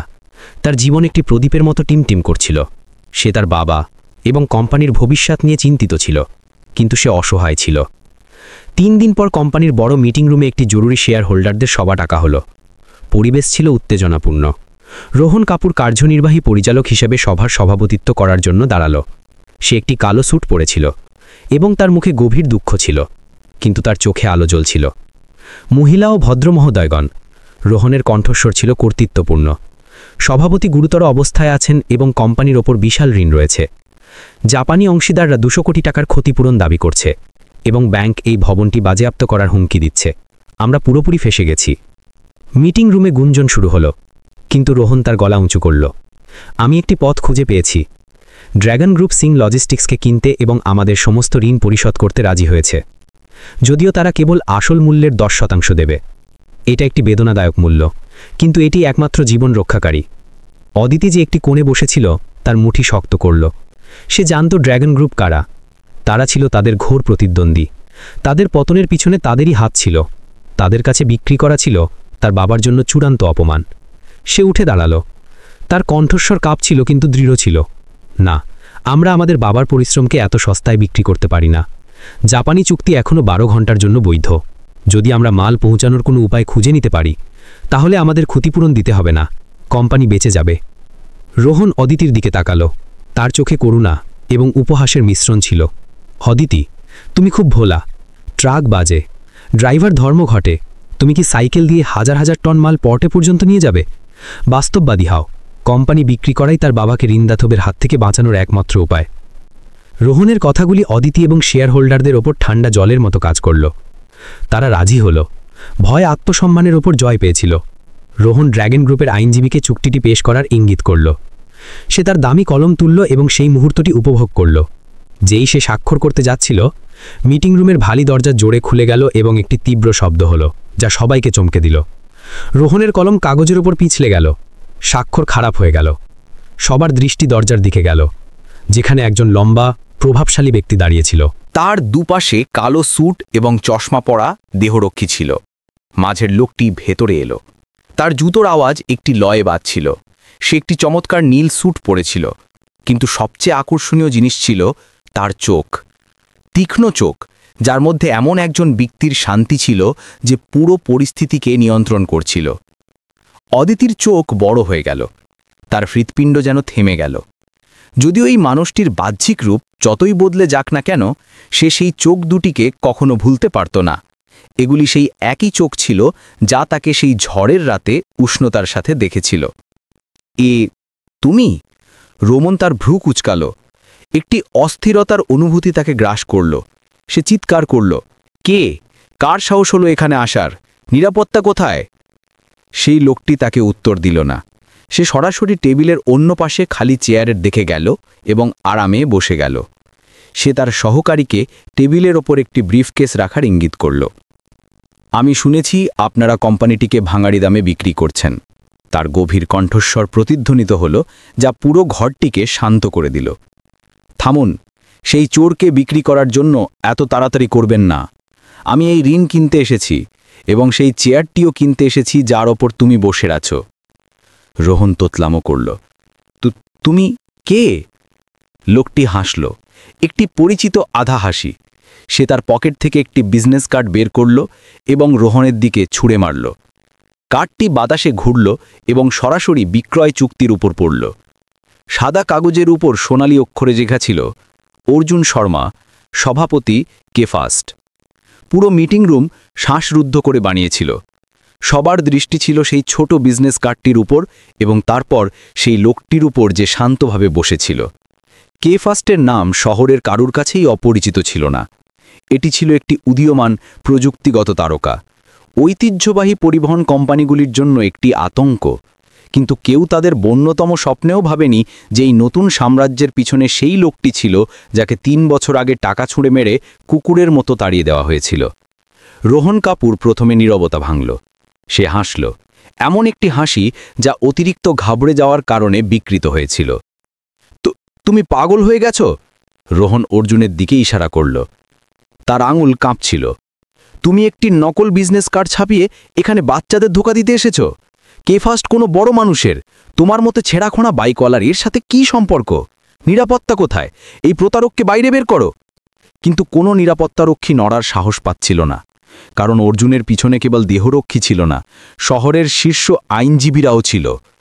অর্জুন রোহনের উস্কানিতে মনোযোগ দিল না। সে তার সহকারীকে ব্রিফকেস খুলতে ইঙ্গিত করল, একটি মোটা ফাইল বের করল এবং টেবিলের উপর রাখল। এই আইনি নথি যা প্রমাণ করে যে আমার কাছে কেফাস্টের 65% শেয়ার আছে। আর এটা, অর্জুন আরও একটি নথি বের করল, সিং লজিস্টিক্সের জন্য কেফাস্টের ঋণ গ্যারেন্টি, এই শর্তে যে আমি সংকট সমাধানের জন্য অস্থায়ী নিয়ন্ত্রণ নেব। ব্যাংক এটি অনুমোদন করেছে। এখানে যে কোনো শেয়ার হোল্ডার ড্র্যাগন গ্রুপকে সস্তায় তাদের শেয়ার বিক্রি করতে চায়, তারা দরজা দিয়ে বাইরে যেতে পারে। আর যে কেউ তার সম্পত্তি রাখতে এবং সিং লজিস্টিক্সকে আবার জীবিত হতে দেখতে চায়, সে বসে আমার কথা শুনুক। অর্জুনের কণ্ঠস্বর ছিল দৃঢ় এবং শক্তিশালী। শেয়ার হোল্ডাররা একে অন্যের দিকে তাকালো এবং তারপর ড্র্যাগন গ্রুপের চুক্তির দিকে। তারা ধীরে ধীরে বসে গেল। এই যুবকের আত্মবিশ্বাস থেকে একটি অস্পষ্ট আশা জেগে উঠল। রোহনের মুখ ফ্যাকাশে হয়ে গেল, ঘাম ঝরতে লাগল। সে জানত যে সে পরিস্থিতির ওপর নিয়ন্ত্রণ হারাচ্ছে। সে চিৎকার করল, পুনরুজ্জীবিত? তুমি কোন অধিকারে? হাজার হাজার টন মাল ফেসে আছে, ট্রাক খারাপ, ড্রাইভার ধর্মঘটে এবং জাপানি জাহাজ যেতে কেবল 10 ঘন্টা বাকি। তুমি কি জাদু করবে? অর্জুন দাঁড়াল, 2 হাত টেবিলের ওপর রাখল এবং রোহনের দিকে ঝুঁকল। তার চোখ আগুন ঝরাচ্ছিল। আমি জাদু ব্যবহার করি না, আমি মস্তিষ্ক ব্যবহার করি। তুমি বড় মাছের মতো ভাবো, বড় ট্রাক এবং প্রশস্ত রাস্তার উপর ভরসা করো। আর আমি পিঁপড়েদের মতো ভাবি। যখন মূল রাস্তা বন্ধ হয়ে যায়, তখন জল প্রবাহের জন্য সবচেয়ে ছোট ফাটলগুলি খুঁজে বের করে। আর আমি সেই প্রবাহকে খুলে দেয়। সে মিটিং রুমের বড় স্ক্রিনের দিকে ফেরালো। একটি বোতাম চাপল এবং স্ক্রিনে সিং লজিস্টিক্সের গুদামের লাইভ ড্রোন ফুটেজ দেখা গেল। যে দৃশ্য সামনে এলো তাতে পুরো মিটিং রুম অবাক হয়ে গেল। কেফাস্টের লোগো দেওয়া শত শত ছোট ট্রাক গুদামে সারিবদ্ধ ছিল। একই সাথে কমলা পোশাকে হাজার হাজার বাইক ড্রাইভারের একটি বিশাল সেনাবাহিনী একটি বিশাল পিঁপড়ের বাসানো মতো ভেতরে বাইরে হচ্ছিল। তারা বড় মালকে হাজার হাজার ছোট প্যাকেটে ভাগ করছিল। সিং লজিস্টিক্সের কন্টেনার খারাপ এবং পিক আওয়ারে নিষিদ্ধ। অর্জুন একটি ডিজিটাল মানচিত্রের ওপর আঙুল রেখে বোঝালো, কিন্তু ছোট ট্রাক এবং মোটরসাইকেল নয়। আমি মুম্বাইয়ে কেফাস্টের সমস্ত 5000 ড্রাইভারকে একত্রিত করেছি। আমরা জ্যাম হওয়া মূল রাস্তা ব্যবহার করছি না, আমরা 12টি বিকল্প পথ ব্যবহার করছি। গলি এবং ছোট রাস্তা দিয়ে পার হচ্ছি এবং সরাসরি বন্দরে পৌঁছাচ্ছি। এটা অসম্ভব, অদিতি ফিসফিস করে বলল। তার হাত মুখের ওপর রাখা ছিল, তার চোখ প্রশংসায় বিস্ফারিত ছিল। সে সঙ্গে সঙ্গে এই কৌশলটি চিনতে পারল। এটি ছিল সেই নীতিগুলির বাস্তবায়ন যা তার ভুলে যাওয়া ডায়েরিতে ছিল। কিন্তু অর্জুনের অবিশ্বাস্য সম্পাদনা ক্ষমতা দ্বারা এক আশ্চর্যজনক স্কেলে বাড়ানো হয়েছিল। স্ক্রিনে কমলা বিন্দুগুলি ক্রমাগত চলছিল, বন্দরে মাল দ্রুত সংগ্রহ করা হচ্ছিল এবং জাহাজে তোলা হচ্ছিল। সময় তখনও চলছিল, কিন্তু মালের গতি তার থেকেও দ্রুত ছিল। দেখলে তুমি রোহন? অর্জুন ঠান্ডা গলায় বলল। সমস্যা ট্রাকের বড় বা ছোট হওয়ার নয়, সমস্যা হলো ড্রাইভারের কাছে হৃদয় এবং মস্তিষ্ক আছে কিনা। তুমি কোম্পানিকে মারার জন্য তার বহরকে ধ্বংস করে দিলে, কিন্তু তুমি ভুলে গেলে যে লজিস্টিক্সের জীবনরেখা যানবাহন নয়, বরং প্রবাহ। রোহন চেয়ারে পড়ে গেল, তার মুখ রক্তশূন্য ছিল। সে জানত যে সে হেরে গেছে, কিন্তু একজন পরাজিত মানুষের প্রবৃত্তি তাকে ছটফট করতে বাধ্য করল। তো তুমি মিথ্যে বলছো? আমি কিছু করিনি, আমি সবকিছু কোম্পানির জন্য করেছি। তুমি আমার উপর মিথ্যে অভিযোগ করছো। মিথ্যে অভিযোগ? অর্জুন তার নাক কুচকালো। সে একটি চুটকি বাজালো এবং মিটিং রুমের দরজা আবার খুলল। এবার পুলিশের পোশাকে অফিসাররা ভেতরে এলেন। তাদের সাথে হরি আইটিও ছিল, যে এখন কেফাস্টের প্রযুক্তি পরিচালক ছিল। হরি একটি হার্ড ড্রাইভ এবং কিছু নথি টেবিলের উপর রাখল। স্যার, এটা সেই গোপন ক্যামেরা থেকে বের করা পুরো ডেটা, যা আমরা পুরনো গুদামের নিরাপত্তার অনুমতি নিয়ে স্থাপন করেছিলাম। এতে শ্রী রোহনের লোকেদের ট্রাকের জ্বালানির ট্যাঙ্কে চিনি ঢোকানো রেকর্ড করা হয়েছে। আর এটা ওই বিদেশি নকল অ্যাকাউন্টগুলির ব্যাংক স্টেটমেন্ট, যা শ্রী রোহন ড্রাগন গ্রুপের কাছ থেকে ঘুষ নিতে ব্যবহার করেছিলেন। রোহনের চোখ বড় হয়ে গেল। সে জানলা দিয়ে পালানোর চেষ্টা করতে লাগল, কিন্তু দুজন পুলিশ অফিসার তাকে ধরে ফেলল এবং সঙ্গে সঙ্গে হাতকড়া পরিয়ে দিল। হাতকড়ার শব্দ ছিল ঠান্ডা এবং সিদ্ধান্তমূলক, যা এক প্রতারকের শাসনের অবসান ঘটাল। নিয়ে যাওয়ার আগে রোহন অদিতির দিকে করুণার দৃষ্টিতে তাকাল, কিন্তু উত্তরে সে কেবল ঘৃণা এবং একটি বেঁকে থাকা পিঠ পেল। লিফটের দরজা বন্ধ না হওয়া পর্যন্ত সে মরিয়াভাবে চিৎকার করতে এবং গালি দিতে থাকল। মিটিং রুম হাততালির গর্জনে ভরে উঠল। শেয়ার হোল্ডাররা অর্জুনকে ঘিরে ধরল এবং তাকে অভিনন্দন জানালো, কিন্তু অর্জুন কেবল মাথা নাড়ল। তার চোখ কেবল একজন মানুষকে খুঁজছিল। অদিতি একটি কোণে দাঁড়িয়েছিল, তার গালে অশ্রু ঝরছিল এবং সে তাকে এমনভাবে দেখছিল যেন সে একটি সত্যি স্বপ্ন। অর্জুন তার দিকে এগিয়ে গেল। 3 বছরের দূরত্ব এবং পক্ষপাতের পাহাড় এক নজরে গলে গেল। সে তাকে আলিঙ্গন করতে চাইত, তার চোখের জল মুছতে চাইত, কিন্তু সে নিজেকে থামালো। এখনও একটি শেষ পাহাড় ছিল যা তাকে পার হতে হতো। আমাকে হাসপাতালে যেতে হবে, অর্জুন ধীরে ধীরে বলল। এই লড়াই ততক্ষণ শেষ হবে না যতক্ষণ তিনি সত্যিটা না জানতে পারেন। মুম্বাই জেনারেল হসপিটালের নিবিড় পরিচর্যা ইউনিটে পরিবেশ ছিল শান্ত এবং শ্বাসরুদ্ধকর। বাইরের জয়ের কোলাহলের একেবারে বিপরীত। বিক্রম সিং জেগে উঠেছিলেন, কিন্তু হার্ট অ্যাটাক তার পুরনো অহংকারকে কেড়ে নিয়েছিল। তিনি সেখানে বুড়ো দুর্বল শুয়েছিলেন। তার সাদা চুল বালিশের উপর ছড়িয়েছিল। তিনি টিভিতে খবর শুনেছিলেন। কোম্পানি বেঁচে গেছিল, রোহন গ্রেফতার হয়েছিল এবং বাঁচানোর লোকটি ছিল অর্জুন শর্মা। একজন শিল্পপতির আত্মসম্মান ভেঙে গেছিল। তিনি আনন্দের চেয়ে বেশি লজ্জা অনুভব করতেন। তিনি কোম্পানিকে দেউলিয়া হতে দিতে পছন্দ করতেন, তবুও সেই লোকটির অনুগ্রহ নিতে চাইতেন না, যাকে তিনি একসময় ভালোভাবে অপমান করেছিলেন। তিনি চোখ বন্ধ করলেন এবং দেয়ালের দিকে মুখ ফিরিয়ে নিলেন। তিনি কারোর সাথে দেখা করতে চাননি। ঘরের দরজা ধীরে ধীরে খুলল। একটি পরিচিত পদধ্বনি শোনা গেল। বিক্রম সিং জানতেন যে এটিকে, কিন্তু তিনি ঘুমের ভান করলেন। ডাক্তার সাহেব, তিনি এখন কেমন আছেন? অর্জুনের গভীর শ্রদ্ধাপূর্ণ কণ্ঠস্বর এল। বিক্রম সিং চোখ সামান্য খুললেন। তার বিছানার পাশে কেবল অর্জুন এবং অদিতিই ছিল না, সেই বুড়ো হেড ডাক্তারও ছিলেন, যিনি বছরখানেক আগে অদিতির চিকিৎসা করেছিলেন এবং এখন তার জীবন বাঁচাচ্ছিলেন। ডাক্তার মেডিকেল ফাইল দেখলেন এবং তারপর বিক্রম সিংকে দেখে একটি লম্বা শ্বাস নিলেন। বিক্রমজি, আপনি জেগে উঠেছেন, তাই নাটক করবেন না। আপনার হৃৎপিণ্ড দুর্বল, কিন্তু আপনার বিবেক তার থেকেও দুর্বল। আপনি কি জানেন কি আপনার পুরো হাসপাতালের বিল পরিশোধ করেছেন এবং মুম্বাইয়ের সেরা হৃদরোগ বিশেষজ্ঞকে আপনার অপারেশনের জন্য ডেকেছেন? বিক্রম সিং চুপ রইলেন। ডাক্তার চালিয়ে গেলেন। তার কণ্ঠস্বর গম্ভীর হয়ে গেল। 3 বছর আগে আমি আপনাকে বলতে চেয়েছিলাম, কিন্তু এই যুবক আমাকে বারণ করেছিল।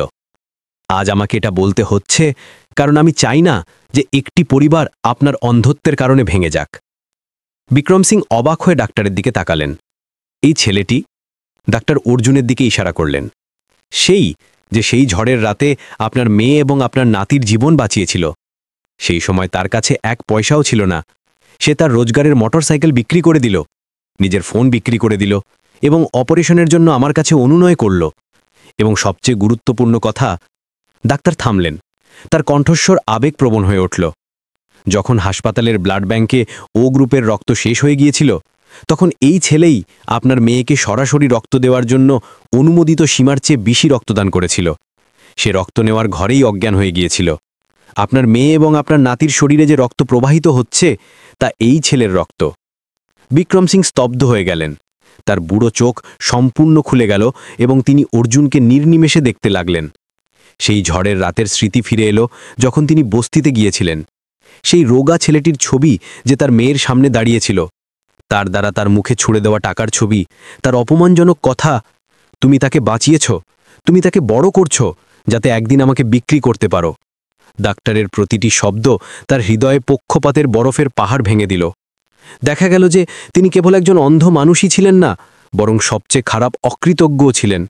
তিনি তার পরিবারের রক্ষককে পিষে দিয়েছিলেন। বিক্রম সিং কাঁপছিলেন, ওঠার চেষ্টা করছিলেন। অদিতি দৌড়ে এসে তার বাবাকে ধরলেন। তার চোখ দিয়ে জল ঝরতে লাগল, তার কুঁচকে যাওয়া চামড়ার ওপর ছড়িয়ে পড়ল। তিনি অর্জুনকে দেখলেন। তার ঠোঁট নড়ল, কিন্তু কোনো আওয়াজ বের হলো না। অর্জুন কাছে এলো। কোনো বিদ্বেষ ছাড়াই। সে টেবিলের ওপর একটি মরিচা রসা লোহার বাক্স রাখল, সেই বাক্স যা সে 3 বছর ধরে তার বিছানার নিচে যত্নে রেখেছিল। বিক্রমজি, অর্জুন বলল, তার কণ্ঠস্বর কোমল কিন্তু দৃঢ় ছিল। এতে সেই 20 লাখ টাকা আছে যা আপনি আমাকে 3 বছর আগে দিয়েছিলেন। আমি একটি পয়সাও খরচ করিনি। আমি এটা রাখিনি কারণ আমি আপনার উপর রাগ করেছিলাম, বরং নিজেকে মনে করিয়ে দেওয়ার জন্য যে আমাকে আপনার সামনে সম্মানের সাথে দাঁড়াতে হবে। আমি অদিতি আর পিন্টুকে মানবতা থেকে বাঁচিয়েছিলাম, এবং পরে ভালোবাসার জন্য, আপনার টাকার জন্য কখনো নয়। আজ আমি এটা আপনাকে ফেরত দিতে চাই। বিক্রম সিং লোহার বাক্সটির দিকে তাকালেন এবং তারপর অর্জুনের দিকে। তিনি হাউমাউ করে কাঁদতে লাগলেন। এমন একজন মানুষের কান্না যে তার পুরো জীবন গর্বের সাথে কাটিয়েছিল, এখন এক গরিব ছেলের মহান চরিত্রের সামনে ভেঙে পড়েছে। আমি ভুল ছিলাম, বিক্রম সিং কাঁদতে কাঁদতে বললেন। তার কাঁপতে থাকা হাত অর্জুনের হাতের ওপর ছিল। আমি একজন খারাপ মানুষ, আমি তোমার সাথে ভুল করেছি, আমার চোখ অন্ধ ছিল। প্রথমবারের মতো সিং লজিস্টিক্সের সভাপতি তার মাথা নত করলেন। এটা ক্ষমতার কাছে মাথা নত করা ছিল না, বরং একটি মহান চরিত্রের প্রতি সম্মান ছিল। অর্জুন তার হাত শক্ত করে ধরল এবং তাকে শুতে সাহায্য করল। আমার ক্ষমা চাই না, আমি শুধু চাই যে আপনি আমাকে পিন্টুর বাবা হিসেবে গ্রহণ করুন, সেই মানুষটি যে তার বাকি জীবন অদিতির রক্ষা করবে। হ্যাঁ হ্যাঁ। বিক্রম সিং দ্রুত মাথা নাড়লেন, তার চোখ থেকে জল ঝরছিল। তিনি অদিতি ডাকলেন এবং তার হাত অর্জুনের হাতে রেখে দিলেন। মেয়ে, এর খেয়াল রেখো, আমাকে ক্ষমা করে দিও। 3 মাস পর মুম্বাইয়ে একটি চমৎকার সূর্যাস্ত হল। সমুদ্রের হাওয়ায় একটি পরিচিত নোনতা স্বাদ ছিল। সমুদ্রের কিনারার রাস্তায় কোনো ধনীর বিয়ের সুপারকার ছিল না, বরং একটি সরল, হৃদয়স্পর্শী দৃশ্য ছিল। একটি পুরনো হিরো বাইক, যাকে ঝকঝকে করা হয়েছিল, ধীরে ধীরে চলছিল। সেটিকে অর্জুন চালাচ্ছিল, সভাপতির স্যুটে নয়, বরং একটি সাধারণ সাদা শার্টে এবং একটি হেলমেট পরে। তার পিছনে তার কোমর শক্ত করে ধরে অদিতি বসেছিল। তার সাদা পোশাক বাতাসে উড়ছিল এবং তার হাসি সন্ধ্যার রোদ থেকেও বেশি উজ্জ্বল ছিল। এবং দুজনের মাঝখানে 3 বছরের পিন্টু বসেছিল, যে আনন্দে হাসছিল এবং উড়ন্ত সমুদ্রের পাখিদের দিকে ইশারা করছিল। কোম্পানি স্থিতিশীল হওয়ার পরপরই অর্জুন বন্ধকের দোকান থেকে তার এই পুরনো বন্ধুকে ফিরিয়ে নিয়েছিল। তার জন্য এই বাইকটি যে কোনো মার্সিডিজের থেকেও বেশি মূল্যবান ছিল। এটি ছিল তার সবচেয়ে কঠিন দিনের সাক্ষী এবং তার সুখের শুরুও। সে বাইকটিকে সমুদ্রের কিনারায় থামালো, যেখানে 3 বছর আগে সে বৃষ্টিতে মরিয়া হয়ে চিৎকার করেছিল। কিন্তু আজ সমুদ্র শান্ত ছিল, ঢেউগুলি একটি প্রেমের গান গাইছিল। অর্জুন পিন্টুকে নামালো এবং তারপর অদিতির হাত ধরে বালিতে হাঁটতে লাগল। বিক্রম সিং, সারদাবাই এবং কে ফাস্টের দল দূর থেকে অপেক্ষা করছিল। একটি আরামদায়ক বারবিকিউ পার্টির প্রস্তুতি নিচ্ছিল। তোমার কি কোনো অনুশোচনা আছে? অদিতি হঠাৎ জিজ্ঞেস করল, তার মাথা তার কাঁধে রেখে। অর্জুন বিশাল সমুদ্রকে দেখল এবং তারপর তার স্ত্রীর চোখে গভীর মনোযোগ দিয়ে দেখল। সে হাসল, একটি শান্ত হাসি। না, যদি সেই ঝড়ের রাত না হতো, তবে আমি আমার জীবনের রংধনু কিভাবে পেতাম? লাল সূর্য সমুদ্রে ডুবে গেল, পুরো আকাশকে গোলাপি রঙে রাঙিয়ে দিল। 3 জনের ছায়া, একটি ছোট পরিবার যারা ঝড় পেরিয়েছিল, বালির উপর লম্বা হলো এবং এক হয়ে গেল। ব্যথা এবং ঘৃণাকে সমুদ্রের ঢেউ ভাসিয়ে নিয়ে গেল। কেবল ভালোবাসা এবং দয়া অবশিষ্ট রইল, বাতাসে আলোক স্তম্ভের মতো শক্তিশালী এবং স্থায়ী। বন্ধুরা, আপনারা সবাই কোথা থেকে এটা দেখছেন কমেন্টে অবশ্যই জানাবেন। আজকের এই গল্পটি আপনাদের কেমন লাগলো? আমি প্রার্থনা করি যে আপনারা যেখানেই থাকুন না কেন, সবসময় খুশি এবং সুরক্ষিত থাকুন। যদি আপনাদের কাছেও এমন কোনো আকর্ষণীয় গল্প থাকে, তাহলে অবশ্যই আমাদের সবার সাথে শেয়ার করুন। আমাদের পড়ে খুব ভালো লাগবে।